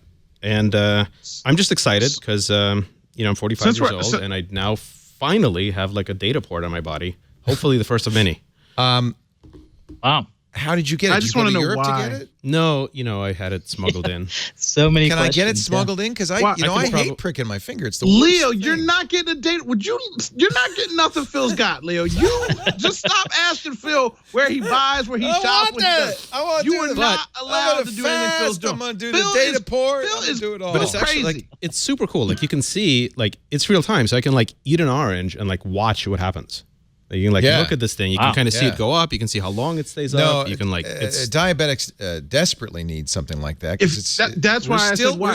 we're in the dark ages. We're still drawing blood by pricking our fingers and then measuring them blood. That's primitive. If you were diabetic, I would think that was like the best thing in the world for you. But if you have no need no, I'm type 2 diabetic. medically, you're still not allowed to get it. Phil, you have no real need. I have You're no just need. out here He for just likes funsies. to measure like, his. What happens if you like punch somebody and flex your muscle too tight, or like I don't know. There's I no- haven't done Yeah, get a that in snag, hours. like I want a data port. Yeah. Please, Daddy, can I have a data port? No. You're not even allowed to go to Europe anymore because I can't trust you. You'll be at some Wow, little wait, so- corner shop Phil, getting plugs. what is I'm that going to called Europe again? in the fall. I could probably get one. we can smuggle one in for you. No. But you don't Whoa, leave wait, it in yeah. there 2 weeks. 2 weeks because it would get infected or something. Well, I mean, it's like it's by Abbott, so they're like one of Yeah. the biggest medical device companies. Yeah. Maybe they know what they're doing. Yeah. It I don't- doesn't. look. You change it after I 2 feel weeks. like- Yeah, I don't know. I feel like you're gonna get tracked. The next thing you know, Phil's gonna be like leader of the robot gang. You're I gonna have get port- brainwashed. I have port There's all envy. kinds of stuff they're doing. My like name being is a candidate. Laporte. Does a Whoa. professional need to put it in? Blown. Or to, Yeah, a to, doctor would you know, put it in, right? You can't. I- You don't just go bam. Yeah, you put You it in can't- yourself. You do? Yeah. put it What? in yourself. Yeah. Wow. The needle's tiny. And like it comes with this like handle, and you basically just go like that, and it's in there. It doesn't hurt at all. It's Whoa. fine. There's a startup How in San ac- Francisco that's working on a similar thing, Yeah. but that's not out yet. How accurately do you have to position it? Not at all, because it's not going into your blood vessel. It's just like it's intramuscular. It's fine. Wow. It's great.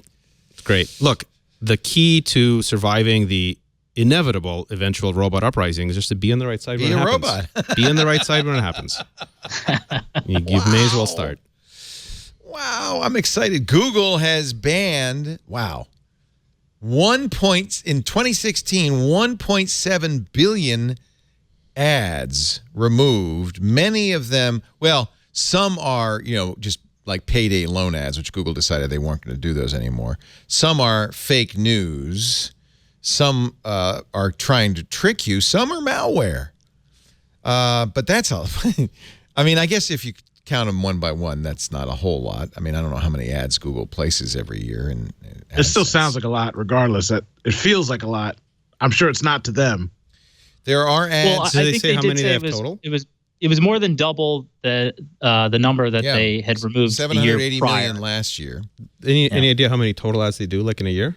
It doesn't say. They took down 5 million payday loans since they changed the rules in July. Here's the one that is most scary. 112 million of them were trick-to-click ads designed to look like official Microsoft system error notifications. We've all seen them, and designed to get you to download malware. These are really bad, and there were 112 million of them. The problem with automated ad networks like Google's is nobody's watching, nobody's approving the ads. You just buy the ads online and you put them up there. And so it's fairly easy for somebody to put malware in these ads. Yeah, that's the problem with just ads. Ads are bad. Ad Ads- tech is bad. Kind of are. Yeah. On the other hand, I mean, you got to monetize somehow. Money's got to come from somewhere. Everything's free. So, People want you free. need ads. I like doing ad-supported free media. I think it's more democratic. You don't have to have $5 to pay me to get the show. I've often thought, I wonder if we could make it if we had a paywall, but I don't want to take the chance. When I started, I've told this story many times. When I started, we thought, I'll just ask people to donate. But Patreon wasn't around then. There really weren't the methods to do it. I just had a PayPal tip jar. And while we got I thought, very generous donations, I was doing about $9,000 a month, that was enough to support me and not what we have 26 employees. We have another 30 contract employees. There's no way we could build what we have now without ads. And I think it's better for me anyway. And I think ad-supported media is a good thing. For now. Do you think that we'll be able to get off of that at some point? Hopefully soon, like this data port, instead of just doing glucose, we'll do like glucose and serotonin. And then when it detects that my serotonin levels are particularly high, that I've just seen something delightful, it just automatically pays whatever I'm looking at. That would be wild. Yeah, that's what it is. Yay, poor people with no money or a bank account or a credit you don't get card to be happy. Get to consume media. You don't get to be happy. No joy for you. Well, No they get it serotonin for you. Hey, Whoa, you're living in the whoa. basement. No. It's actually, this is totally progressive. Like, it's like all of this is going to be paid by like the people that actually have enough money to be walking around with these things in our arms when we're happy. Like, everyone else just gets it for free. Like, this is as close to Star Trek as we're going to get. So I could say to people who really like the show, hey, do me a favor, wear a data port that measures your serotonin and put $100 in an account, and we'll get paid only if you're happy. How many of you, let's ask the chat room. It's not real. That's not going to happen. That's not a thing. That's a Phil fantasy. That's Phil, again, making everything sound delightful, and it's just not. That sounds so good that it's like, yeah, sure, no. Well, one thing I will say about the story for making things sound delightful. You're right. You should be sorry. Come on. I am deeply ashamed of myself. The world sucks. Oh man. No, you know what was interesting though Google said it took more than 1,000 employees to remove these ads. Wow. And so, we've talked a lot about fake news, and obviously this has been a kind of a politically driven show, which none of us are happy about, but unfortunately that's just the way it is. And I think it gives you a little bit of insight into how difficult it is to combat misleading.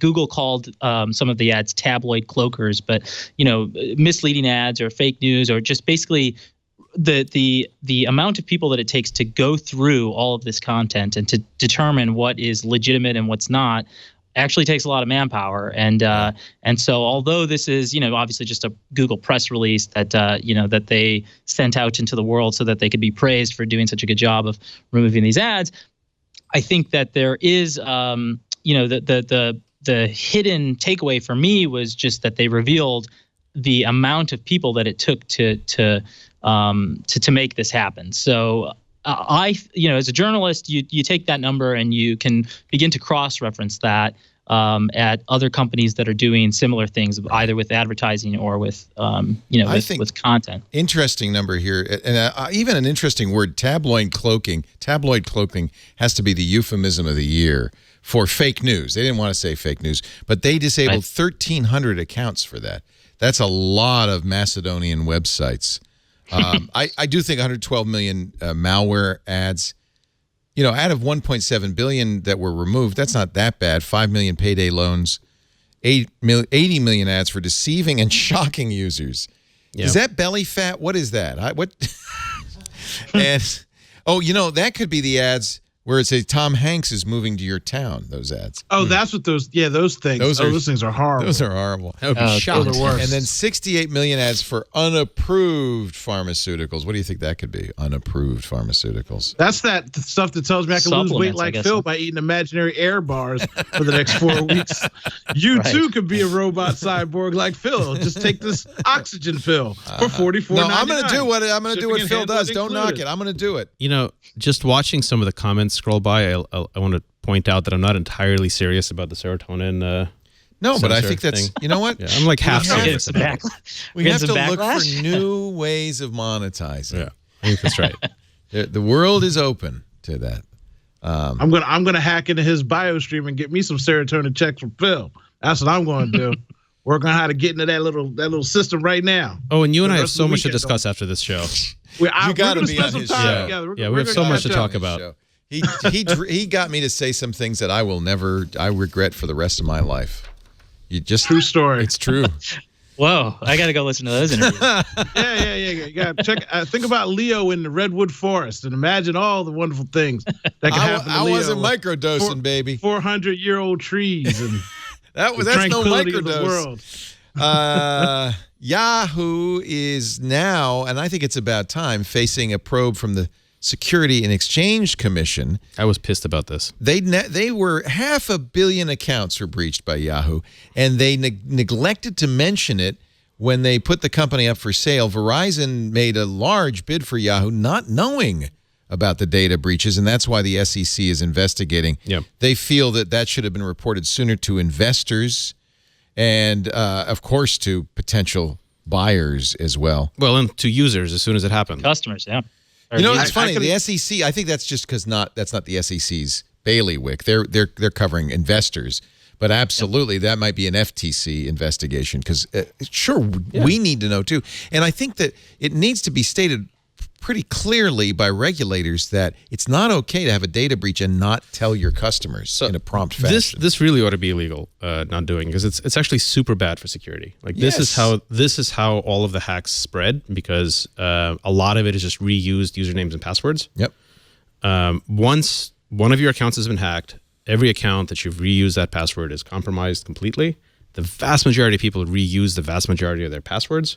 Like, it's exactly this kind of stuff that leads to hacks, like all the way down the line. It is completely ridiculous and inappropriate not to notify users, and not just notify them, but notify them and reset passwords immediately. Well, and the good companies do.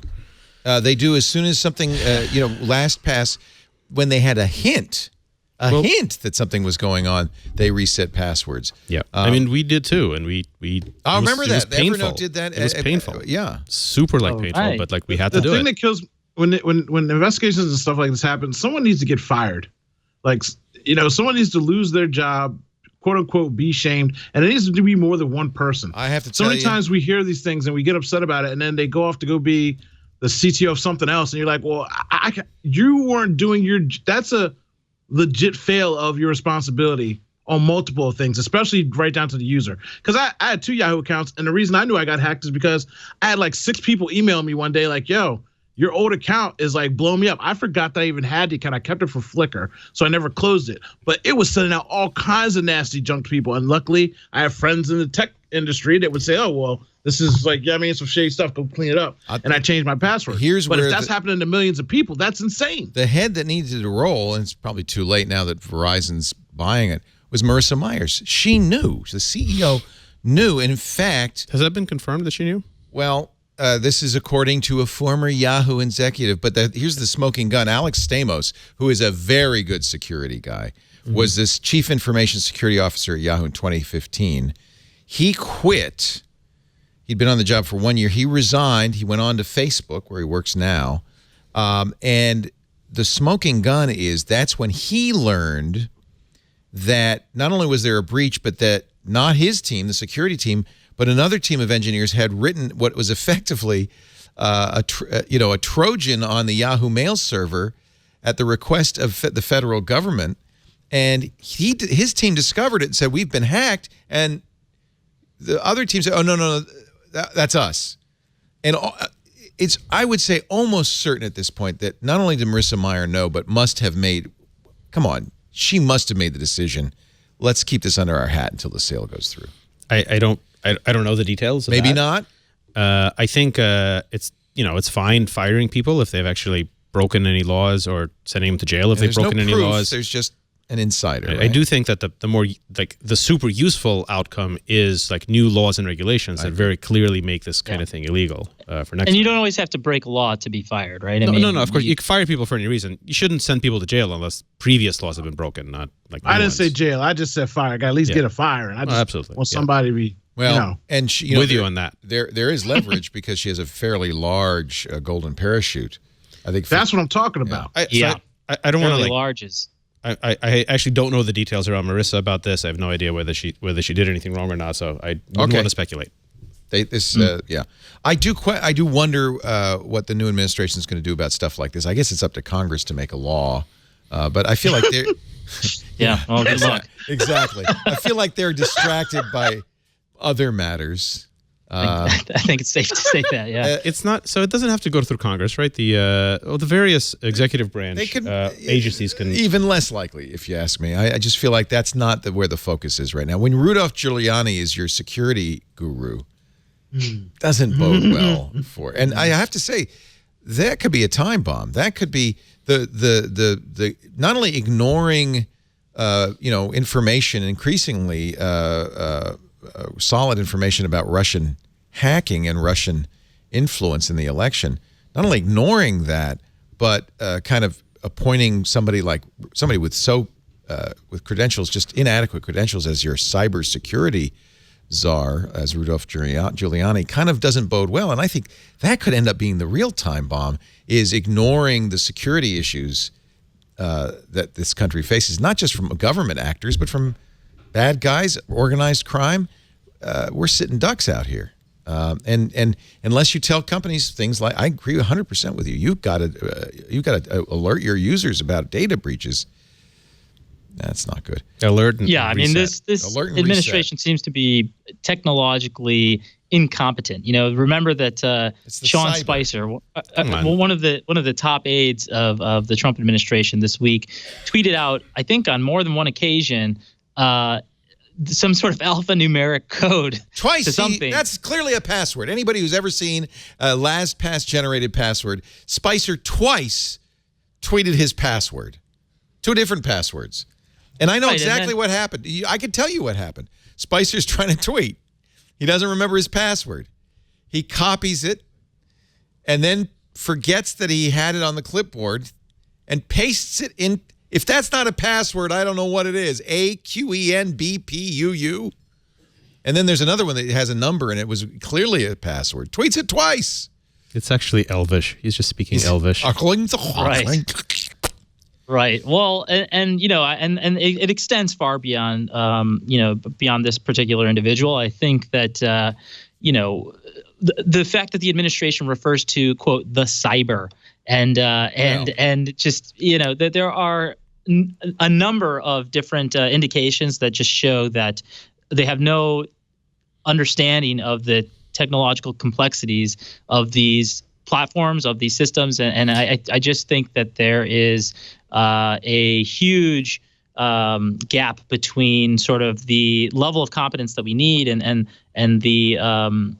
just the importance of this stuff, right? An understanding of how important all of this stuff is in our everyday world and the way that it's treated by the administration. So, tweeting what seems to be a password was like I mean, it's mind-blowing. Icing on the cake. Calm down, Michael, before the internet gets shut down. Because we got to look at a way to shut the internet down. The internet might have to be shut down, So be careful. Well, I guess it's possible. At this point, it wouldn't surprise me. It's possible he just sat on his phone, but it sure looked like a password to me. Anyway. Yeah, and it just shows a lack of consideration, right? I mean, whether it was a butt tweet or a mistakenly tweeted password, it just shows that there is like no consideration for these things. Michael, I totally agree with you that people in government probably don't know nearly enough about the cyber as they should. I'm really not sure that the current administration is unique in that lack of experience. I'm not sure that the Democrats recently have been any more competent.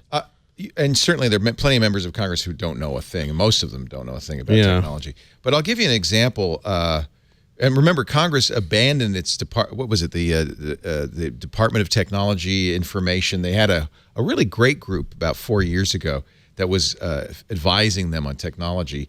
Actual technologists disbanded. But there's also the digital service, the U.S. Digital Service, USDS, which was started because the government did such a bad job with the Obamacare website. Remember that? It just didn't work at all. They had used government contractors. So the folks in Silicon Valley said, you know what? We need to help this. Yep. They created the U.S. Digital Service. A lot of people from Facebook and Google and Apple went to Washington, D.C., including our friend Matt Cutts from Google. And they not only fixed the healthcare websites, the insurance exchanges, but they've done the same for the Veterans Administration and digital immigration, college scorecard. They've really done a great job. I would hope this was under the Obama administration. I would hope the Trump administration would keep this going. There's no indication that they will. We'll watch with interest. Matt Cutts is currently interim director because the director is an appointed political position. So the existing director left on January 20th. Matt Cutts is interim director. Yeah. And I think they're doing great work, and everybody there is saying, keep us. We want to help. Look, I hope it stays, and I hope we do all sorts of things to improve security at government and everywhere else. And we need to the extent possible. I think like trying really hard to not also score political points in this issue makes it more likely that the actual security will improve. Let's not do that anymore. But I do think that the previous administration was at least somewhat more technically savvy. Don't forget, Obama moved to, I was looking for the story. I'm not sure if I found the exact one, but Obama moved to consolidate a bunch of the intelligence agencies. So I remember, I think it was in the middle of last year, the former President Obama said that there was a lack of communication between all of the intelligence agencies, so the FBI, the CIA, the NSA, and put a measure forward that would consolidate those intelligence agencies. I forget what the name of the new agency is. It was the cyber. DNI. Yeah, under the Director of National Intelligence. Yeah. That's right. That's exactly what it was. So, there was at least some effort, or it was an indication of his understanding or his administration's understanding of the importance of this stuff. And I haven't really seen that. I've actually seen the opposite from the Trump administration. Right? Well, he has it's been 9 discredited. days. Let's encourage, though. I agree with you, Phil. Let's be positive. Let's encourage them. You've got a great team at USDS. Let's keep that going. Let's keep doing more like that. Silicon Valley does want to help. Absolutely. Right? We want to help transparency. We want to help make government work. We want to help the government websites. We want a moon base. We want a moon base so we can move there. Let's take a little break. It's great to have you. Michael Nuñez is here. He is from Gizmodo and looking like a goose out there, he feels the need for speed. Let's put it that way. Also with us, Phil Libin. He's a Borg, but proud to be a cyborg. And also, of course, Owen J.J. Stone, who is still sporting the cat ears. I was told in the chat, and I'm sure I'll hear this later on, that I am not to be taken seriously because of these ears. I think that I should be taken twice as serious because these are the ears of my child, and I'm representing her in all things. So my love for her and all things that I do, even in work, might seem silly to you, but it keeps a reminder in my brain to stay out of that bubble that y'all live in with cyborgs and no food. He and is representing the Ute of this nation. The peoples. The Ute. Man of the peoples. You're a man of the Ute. He's a youthful person. Our show Did you today. finish that drink?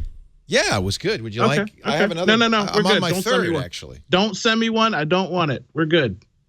Our I gotta get that. Huh? I gotta get those. I almost ordered them the other day. Yeah. and We'll I talk forgot. about the Euros. Yeah, these are cool. I'll tell you all about them. I have them and I love them. In fact, I set my mom up with Euros as well. But before we do that, I want to not yet, Karsten.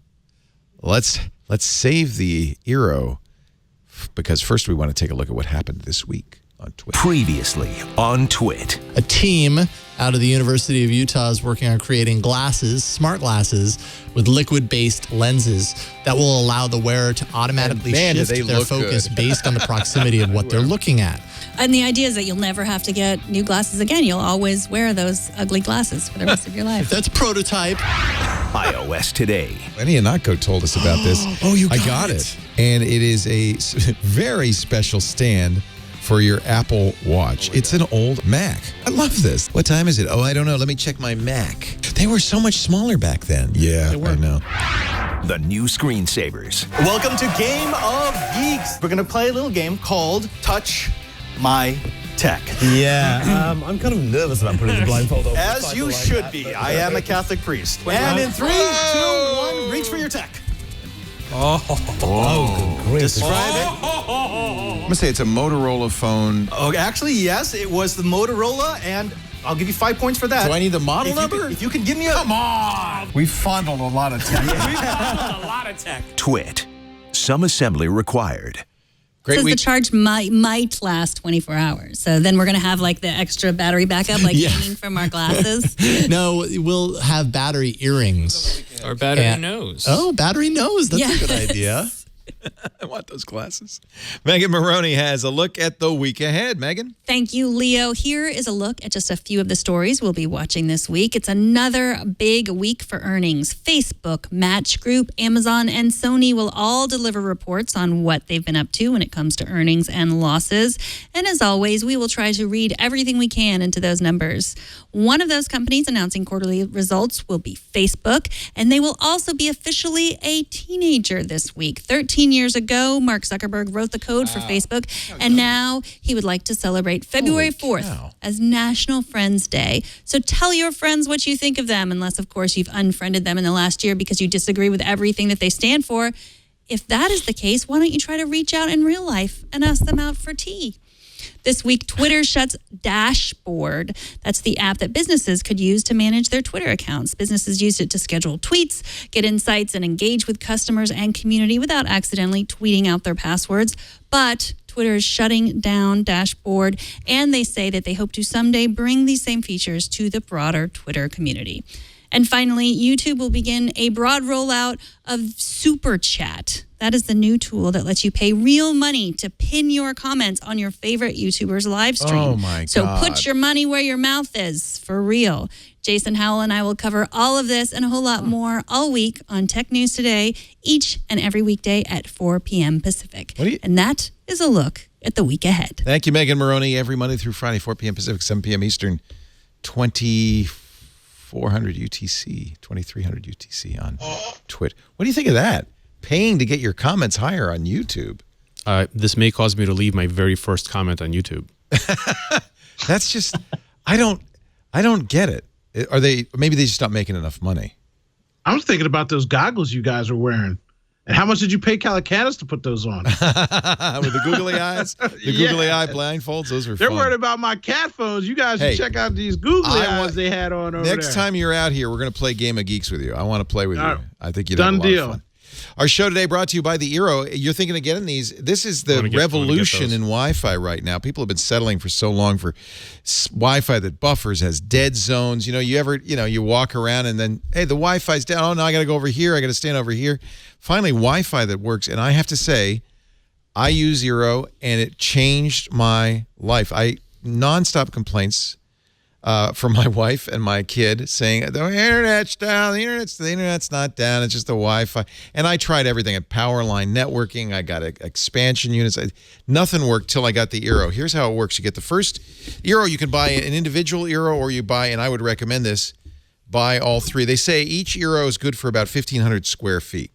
You pair the first Eero, it becomes your router. So you plug it into your cable modem or your DSL modem, and now this is doing your routing. Then you fire up the Eero app on your phone, and you place the other Eeros. Our house is so big, I ended up having 5 Eeros.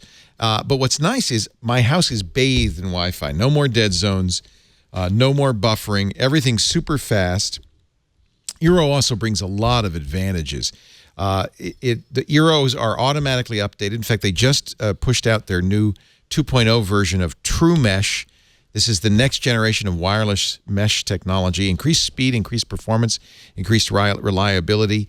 The Eero automatically does things like quality of service. It sees you're watching TV. It shapes the connectivity. It's dual band. It has 2.4 and 5 gigahertz, but you don't have to know about that. It'll automatically pick the best channel and the best frequency. You see each device that's on your Eero in the app. You can assign it to a person, and my favorite thing is I can tell my Echo, pause Michael's Wi-Fi. When it's 10 o'clock at night and I want him to go to bed, I say, pause Michael's Wi-Fi. And his devices are no longer online. Mine work fine, but his are no longer online. You can also ask your Echo to find your phone. It knows which of the Eero base stations your phone is paired to. It says, well, the last time I saw your phone, it was in the living room. That's great. You can also turn off the Eero LED if you want. You could say, hey, Echo, dim the LED.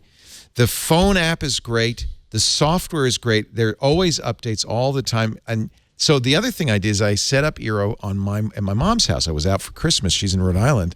And she was having trouble with her Wi-Fi, which I knew because every time I FaceTimed her, it would pause and freeze and stutter. So I can actually see her Eeros from here. So I fire up the account, and then I can see which Eero network. I can say, oh, let me see his, and I can see which of the Eeros is up for her. She was never able to get Wi-Fi out in her studio. She likes to weave and do textiles and painting. She has a studio out back. She says, yeah, I stopped going out in the studio because I can't get the internet out there. I can't use my iPad out there. Now she can go anywhere at all, and it just works great. I love the Eero. We've got a deal for you. Of course we do. We got free overnight shipping. So if you're in a hurry to get good Wi-Fi, go to eero.com. Select overnight shipping at the checkout and use the offer code TWIT, and boom, it goes away. The price goes away. It's free overnight shipping from eero.com. Very impressed with what Eero has done. The next generation of Wi-Fi. And I've tried them all, really, and this is the one to get, Phil. You will be very happy with it. I'm sold for your support. Yeah, it's thank goodness, because this is Wi-Fi's been getting worse and worse. I think it's because everybody in the neighborhood has Wi-Fi too, right? Especially if you're on Comcast versus FiOS. Hey, I got to complain about something. So I have Comcast, and I feel sorry for you. I know they have a terabyte bandwidth cap. They said, "Oh, don't worry, nobody ever goes over a terabyte." So in October, I went over a terabyte. And they do a man-in-the-middle JavaScript attack. You're just surfing along, and all of a sudden a pop-up that says, this is Comcast. You went over a terabyte. You're at 90%. Wow. You're at 100%. You're at 120%. As they say, and then they go, but don't worry, we're not going to charge you. You get 3 times, and then we're going to charge you. And then so I went, oh, gosh, I don't know what's going on. But then the next month, it was back down to my normal, about 500 gigabytes a month. That's normal. Didn't change anything. The next month it's back to it, 1,400 gigabytes. Then it's down to 400 gigabytes. I'm not changing anything. So I think whatever they're measuring is BS. But there's no way you can verify it, right? You just have to. That's whatever they say. I look on my Eeros, it doesn't say that. And then B, they're doing a man-in-the-middle attack, injecting JavaScript into my browser at their whim. All right. Rant over. I'll That's the word. Yeah, I'll take your side on that one. Phil? I don't have those problems. I got FiOS. What do you say? Nice. Yeah. Do you have a bandwidth cap on FiOS? I don't know. I'll be doing what I want to do, and ain't nobody ever caused me no problem, so I assume that I do not. And one day, if I get to be like you and download the world, which I don't know how you're doing it at home when you're sitting there at work all day, download. How is that possible? I don't even know how that's possible that you're hitting that at home. I mean, I believe it's possible, but it should be consistent. I'm not changing. I'm not like, oh, this week we're not going to watch Netflix. It's the same. So that's how I don't know how that's you a 300% change. Yeah, twice. I don't get it.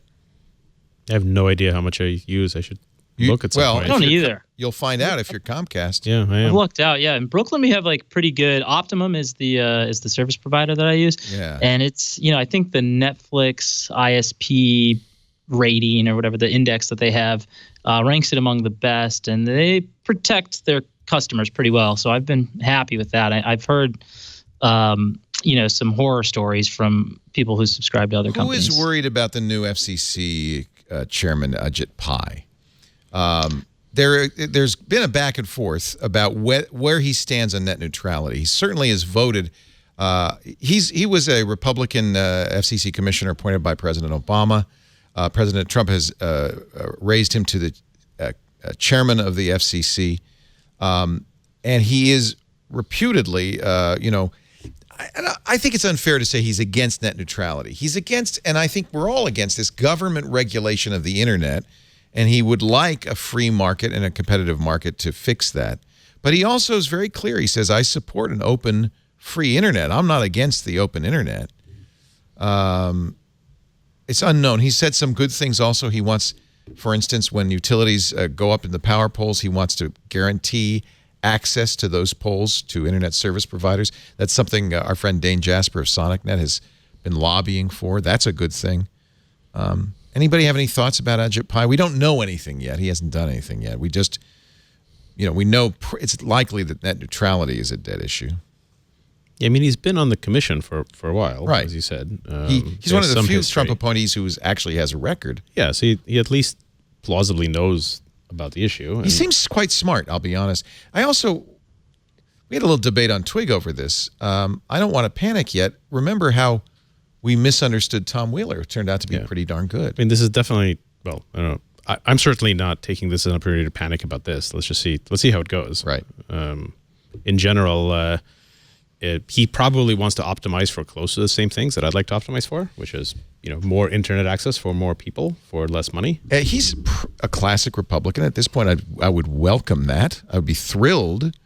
He's against government, wants small governments, doesn't want a lot of regulation, but believes in an open internet and believes that we do have to, preserve the openness of the internet. I want more good to me. Faster, cheaper internet for as many people as possible and as many companies as possible. And if policies move against that, then I'll be opposed to it. And at this point, I just have no idea whether we're moving closer or further from that. Well, I think he did send a joint letter.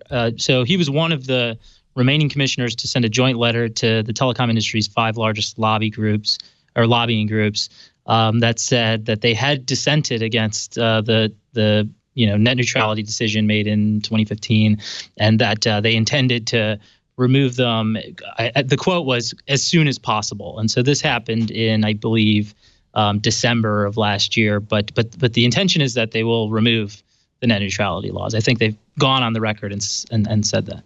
GOP has also asked him to kill Tom Wheeler's plan to open cable boxes. I think it's probably safe to say we'll be renting that crappy Comcast cable box for the foreseeable future. I liked this idea, and I think Silicon Valley liked this idea of being able to use an Apple TV or a Roku in lieu of the set-top box provided by the cable company. I hate that. The cable company. Yeah, it seems like a no-brainer, right? The technology is there. Here's the argument the cable companies have. They said, that's our product. The way the cable box presents the product to the consumer, that's what we offer. And that's how we, in my Comcast TV guide, there's ads for, I'll be scrolling channel 2, 3, 4, and then there's an ad for an on-demand movie, then 5, 6, 7, and then there's an ad for another on-demand movie. Comcast doesn't want to lose that. I would love to see that gone. I would love to have a choice. The DVR is terrible. Now, we do have cable card, and I use TiVos, so I'm able to use a TiVo. But I think opening that up and giving us choice and eliminating that, $5, $6, $7 a month rental of a junk box. It seems anti-competitive to but it's prevent. There. But the argument is, why should Comcast or any cable company open up to competition? This is our business. This is our portal to the customer. That's the free market. I don't think they should open up to competition. I think that's their product. That's what they're selling. And by the way of the dinosaur, they will kill themselves by waiting for a meteor to come and strike them, because people are already ditching those boxes left and right. Well, that's a good point. They're just cutting the cord. So the same way they do with everything else, they're slowly stabbing themselves in the foot. So no, I don't give a hoot and or Annie whether or not they open up these boxes, because at one day it's going to be too late. And they're going to be like, here, open up the box. And there's going to be like 3 old people left living. They're like, sure, I'll keep the box. I can use your Roku. I'll be that guy, by the way. You will be that guy. Here's the reason: because of the FCC, Comcast has a monopoly, and that's the thing: is there isn't competition. Every town has exactly one cable company. Yeah, and so there isn't real competition. So if there were 5 cable companies I could choose from, I'd choose the one that let me use my own box, and that would be we'd be done with it. I think we should just. The internet in most of the U.S., including in big cities, just isn't as good as the internet, the broadband in most other developed countries. Right. It's just factually a true statement. We pay more for it, and it's less reliable. We get slower speed. At the end of the day, that's my baseline. Like if Comcast was a total monopoly, but they provided internet that was objectively better, faster, and cheaper and more reliable than anywhere else, I'd be like, all hail our new monopoly. Yeah. They're not. There should be more companies. But this is not the biggest problem in the world, but we have pretty crappy internet in this country, and let's make it better. And competition would do that. I agree. Government regulation is scary on the internet. You probably don't want the government regulating the internet. Well, I mean, maybe some other countries that have really good broadband have tight government regulation. The ideal, like Korea is like a prime example. I mean, when I was there, it was like a gigabyte per second.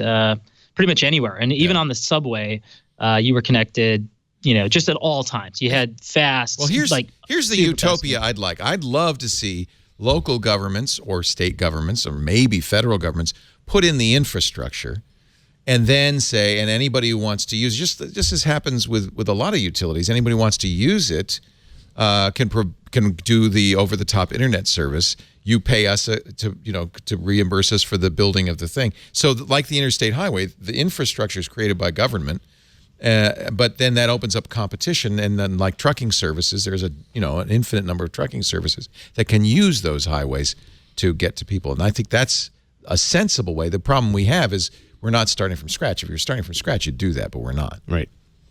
And that's always the problem of, in the United States. We invented these technologies. Cell infrastructure is the same problem. Well, look, I like what Owen said about the dinosaur and the meteor. Like, just be the meteor. That's what we're supposed to do. So case in point, perfect real world example.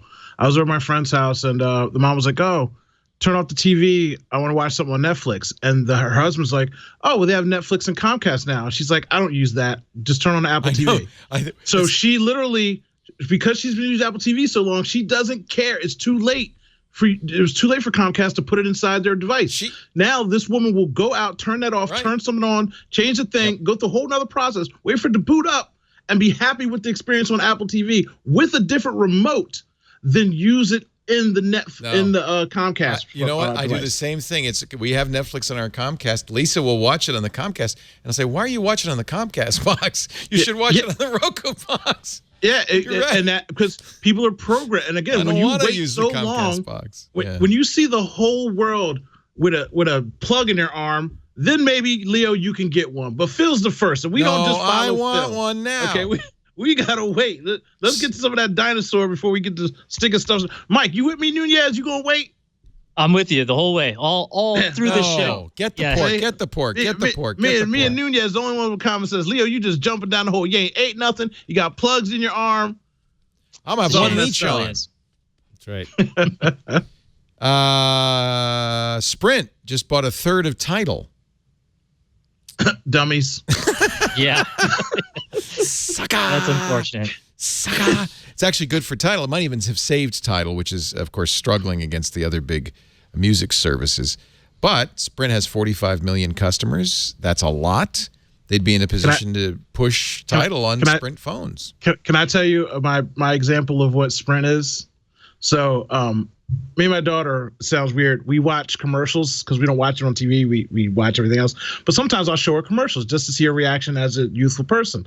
So we watch the Sprint commercial. The Sprint commercial ends. She's like, "Dad, is Sprint a bad service?" I said, "Why would you say that?" She said, "Because their second and third line are free. They can't be giving away free lines like that unless their service is horrible." Is smart. And I'm like, "Ooh, she is smart.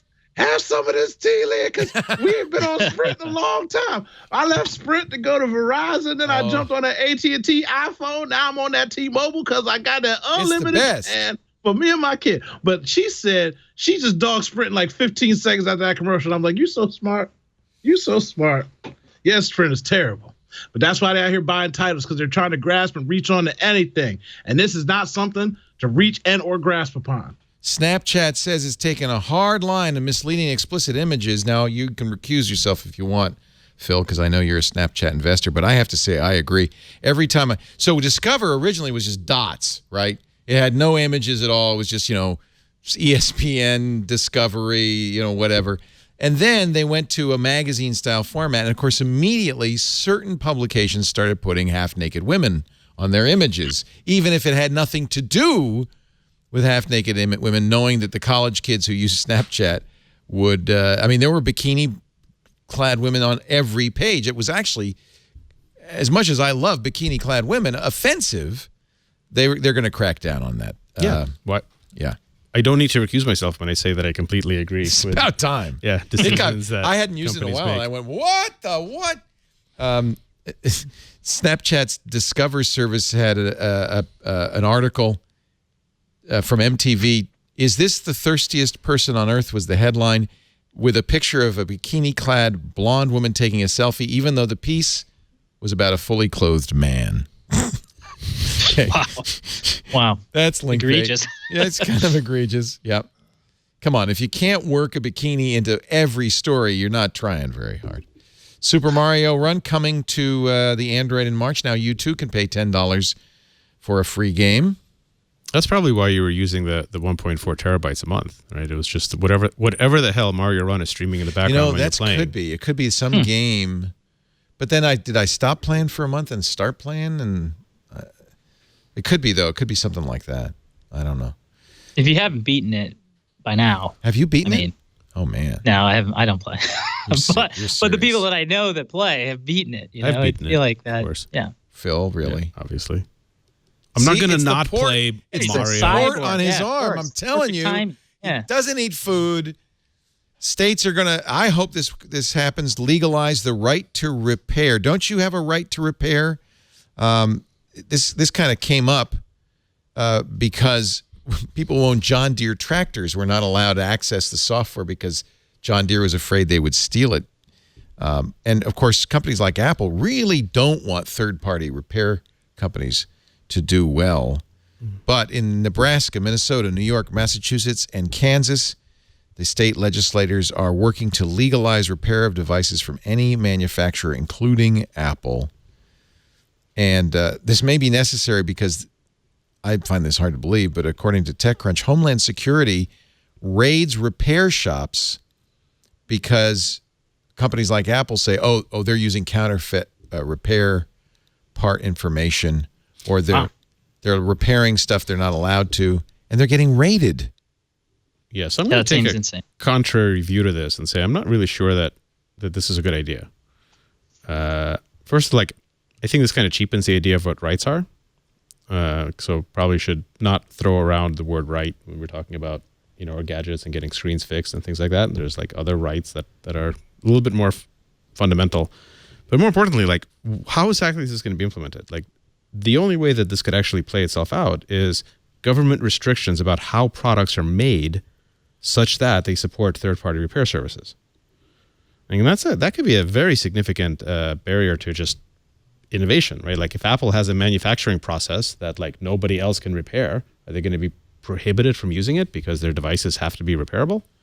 Well, I would hope it wouldn't go that far. But how else could you enforce it? Well, you don't have to enforce it. You just have to stop prosecuting people who want to repair Apple devices. Well, that clearly. But, that's all that we're saying here. But within a couple of years, they just won't be able to. So they can try, it just won't happen. The requirement would be for a company like Apple to sell replacement parts, not just to Apple repair facilities, but to independent repair shops. Yeah, so that I can see getting actually weird, right? Because that requires a certain level of technology transfer. There's all sorts of stuff that you can make that's just not repairable. Okay. I wouldn't want companies to be unable to look at the AirPods, right?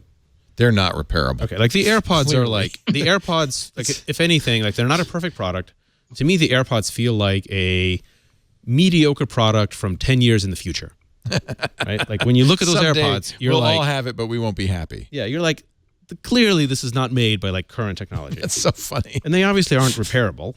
Would you that say guy Fix-It gave him a 0 on the repair? Yeah, so repair, you're more likely to lose it than you are to get it repaired. You're going to lose it before you need to fix it. So should a law be made that says, Apple, you can't make these, you have to make something repairable? No, I agree. course That not. should not be made. Yeah, because the AirPods are a great product. Yeah, but I also I don't like when companies tell you that you can't open something that you've bought. So I remember a couple of years ago the Xbox was being hacked pretty regularly, and there were rules prohibiting people from opening The their DMCA specifically prohibited it because well, and you that had to was reverse bullshit. engineer copy protection. Yeah, so You should so be able I think, to break whatever you want. Just don't expect well, to especially be if able you to own fix it. I mean, if you buy something, That's I how feel I like you feel. should be able to open it up, repair it, hack it. Yes. You should be able to do whatever you want with it, like You a should car. not be able to break things you don't own. You're right. Only can break things you own. Right. Yeah, well, I mean, I got to be careful because I'm wearing a polarizing hat, so I don't want anyone to get the wrong. I think doubly polarizing is people are misreading it from the comments. So Yeah. Oh, yeah? You're getting it both ways. yeah, You're getting it Yeah, both well, ways. yeah. Yeah, well, they'll pick it up. That's why Nuñez is wearing them shades. They don't know him in the streets. I thought he was wearing the shades because the futures are so bright. Nah, you incognito. I know a suit when I see one. I know somebody hiding out in a black space site cave when I see one. That's Nuñez. He does Yeah, have maybe I'll try to get closer to the camera. he does have a dragon head rearing behind him. It's a cool dragon head. I've been looking at that what is, dragon tell us head about the that whole time. dragon there. Yeah, should I grab that? Hold on. Yeah, go grab it. Michael Nuñez is at gizmodo.com where he reviews tech. Man, that thing is hefty. Oh man, that's is that Christina's? That thing Okay. is no.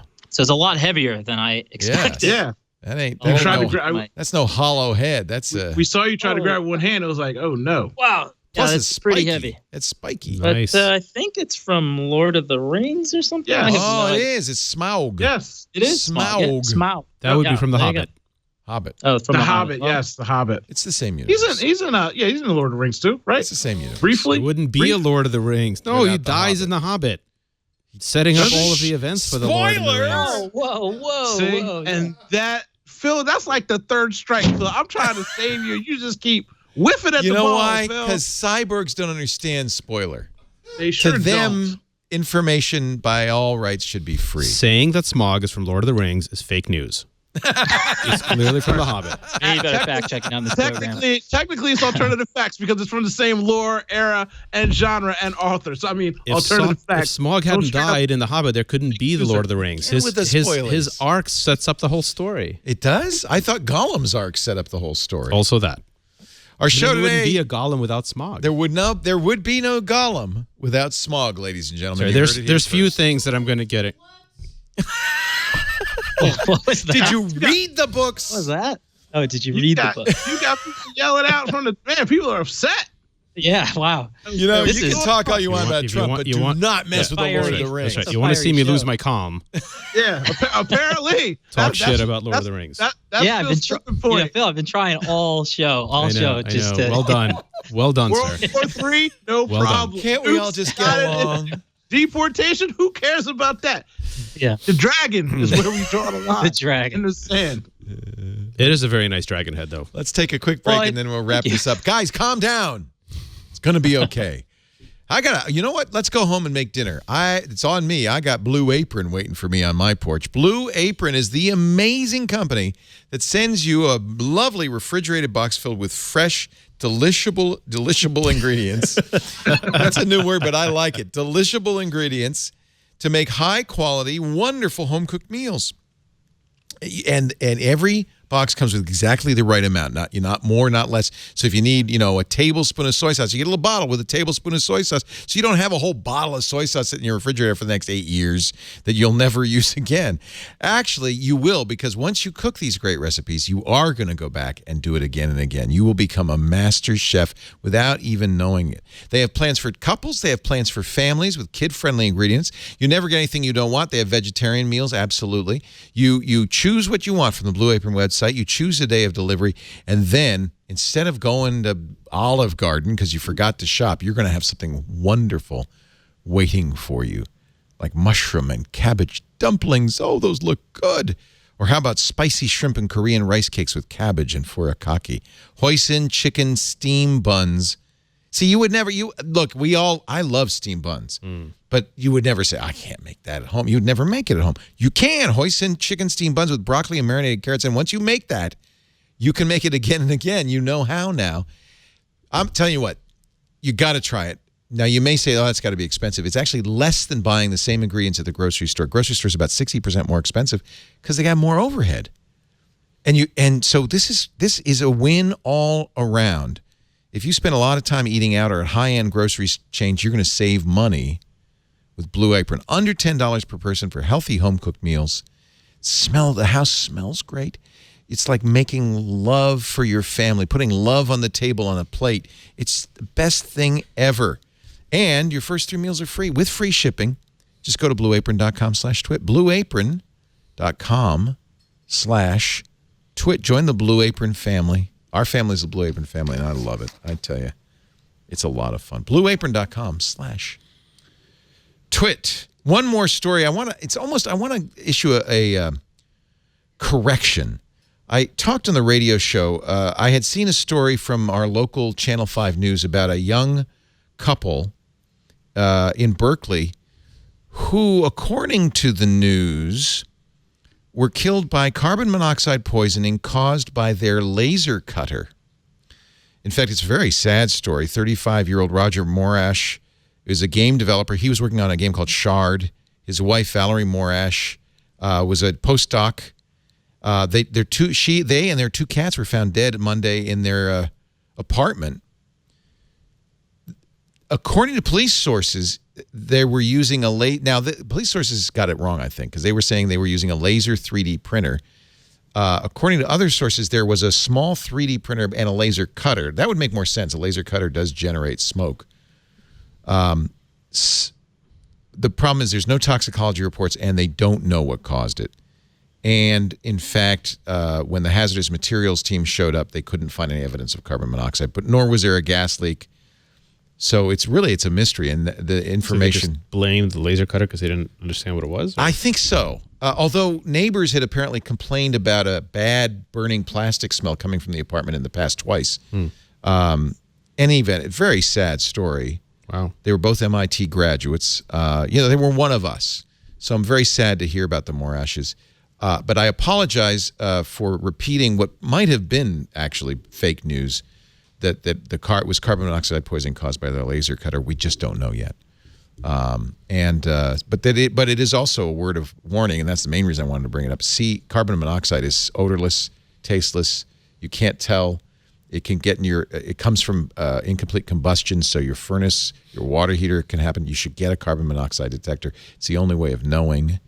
If that's what caused their deaths, had they had one, they wouldn't have suffered this. It's a mysterious death at this point, and so I'm just going to reserve that idea that it was CO. However, very dangerous. And if you had, I think Roger was well known as a kind of a maker. He would have known better than venting a laser cutter into the house. So that seems unlikely. Anyway, I just wanted to.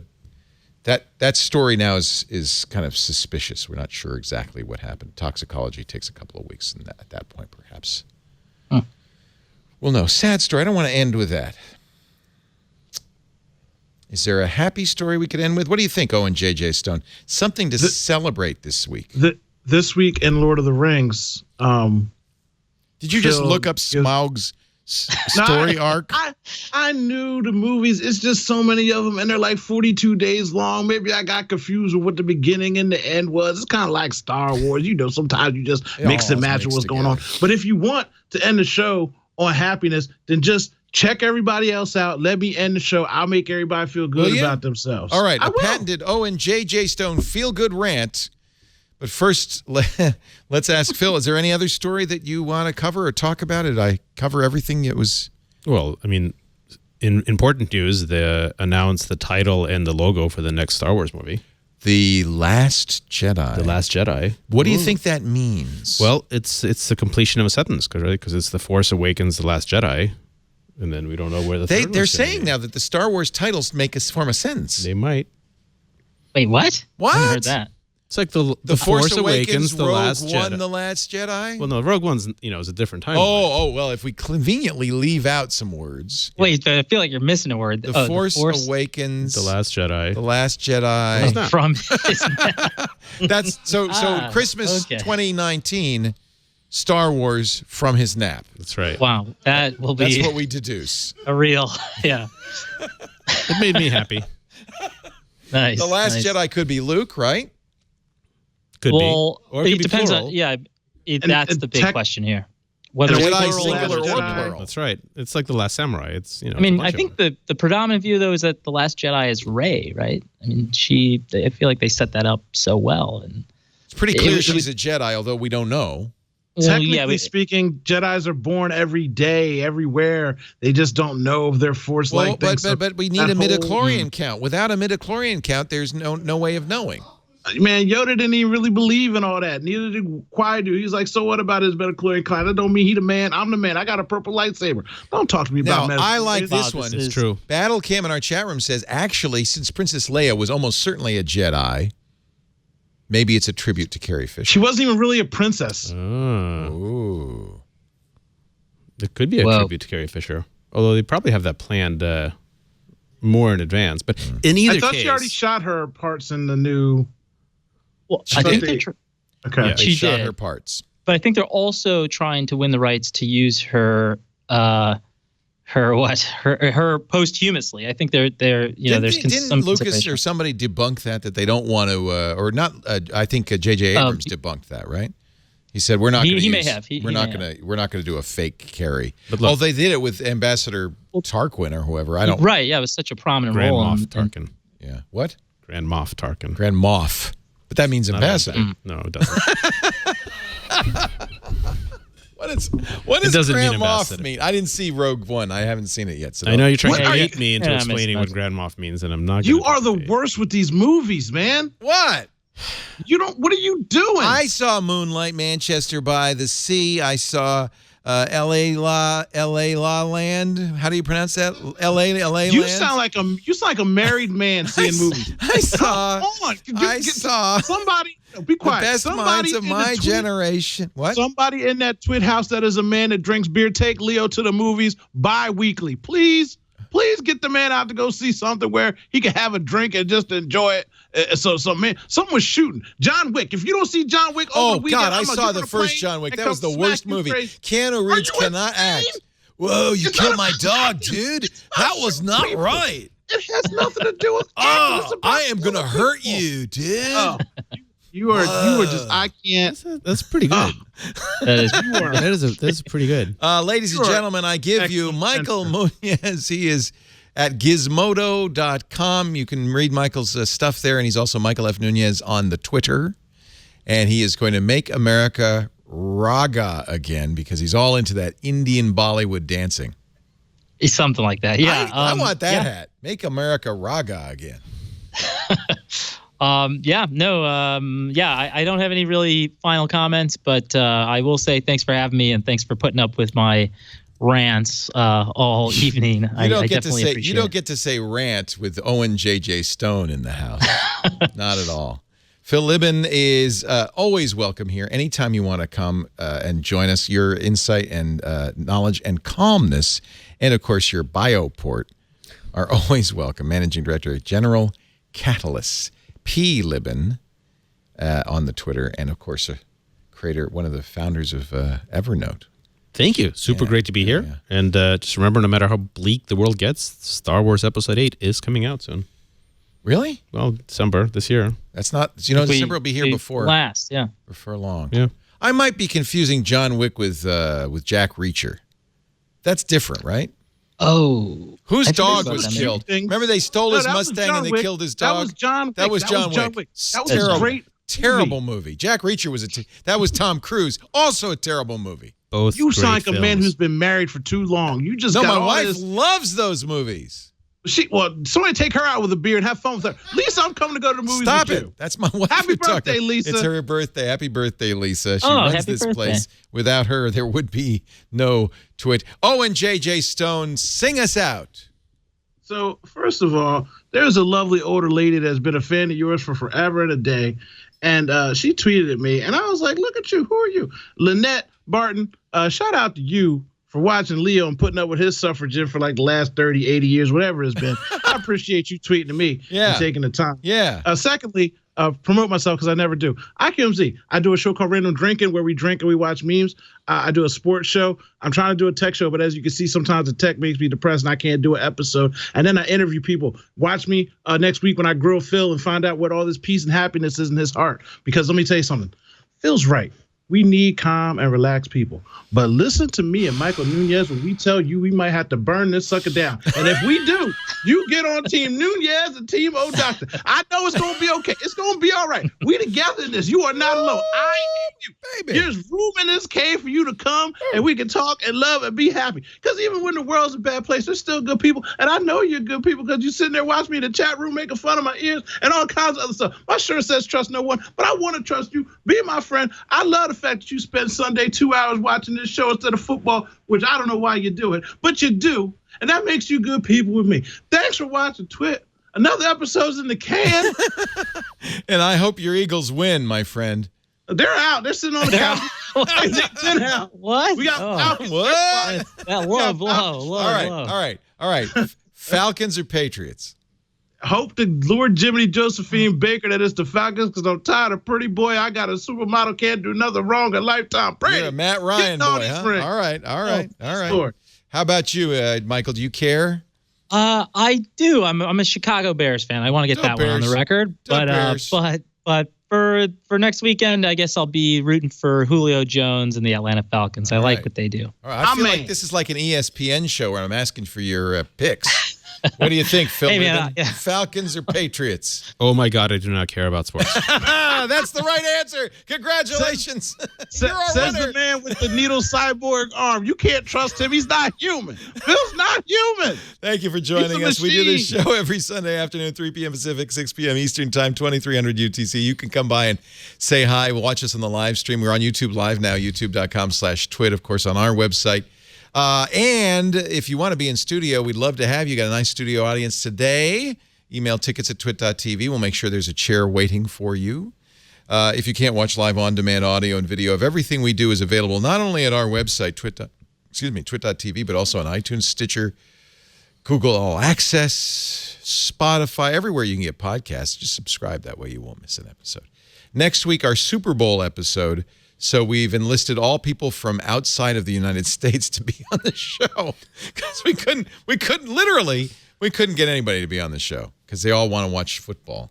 Phil, I should have asked you next week. I made a big mistake. Yeah. Thanks for joining us. We'll see you next time. Another Twit is in the can. This is amazing. Doing the Twit. All right.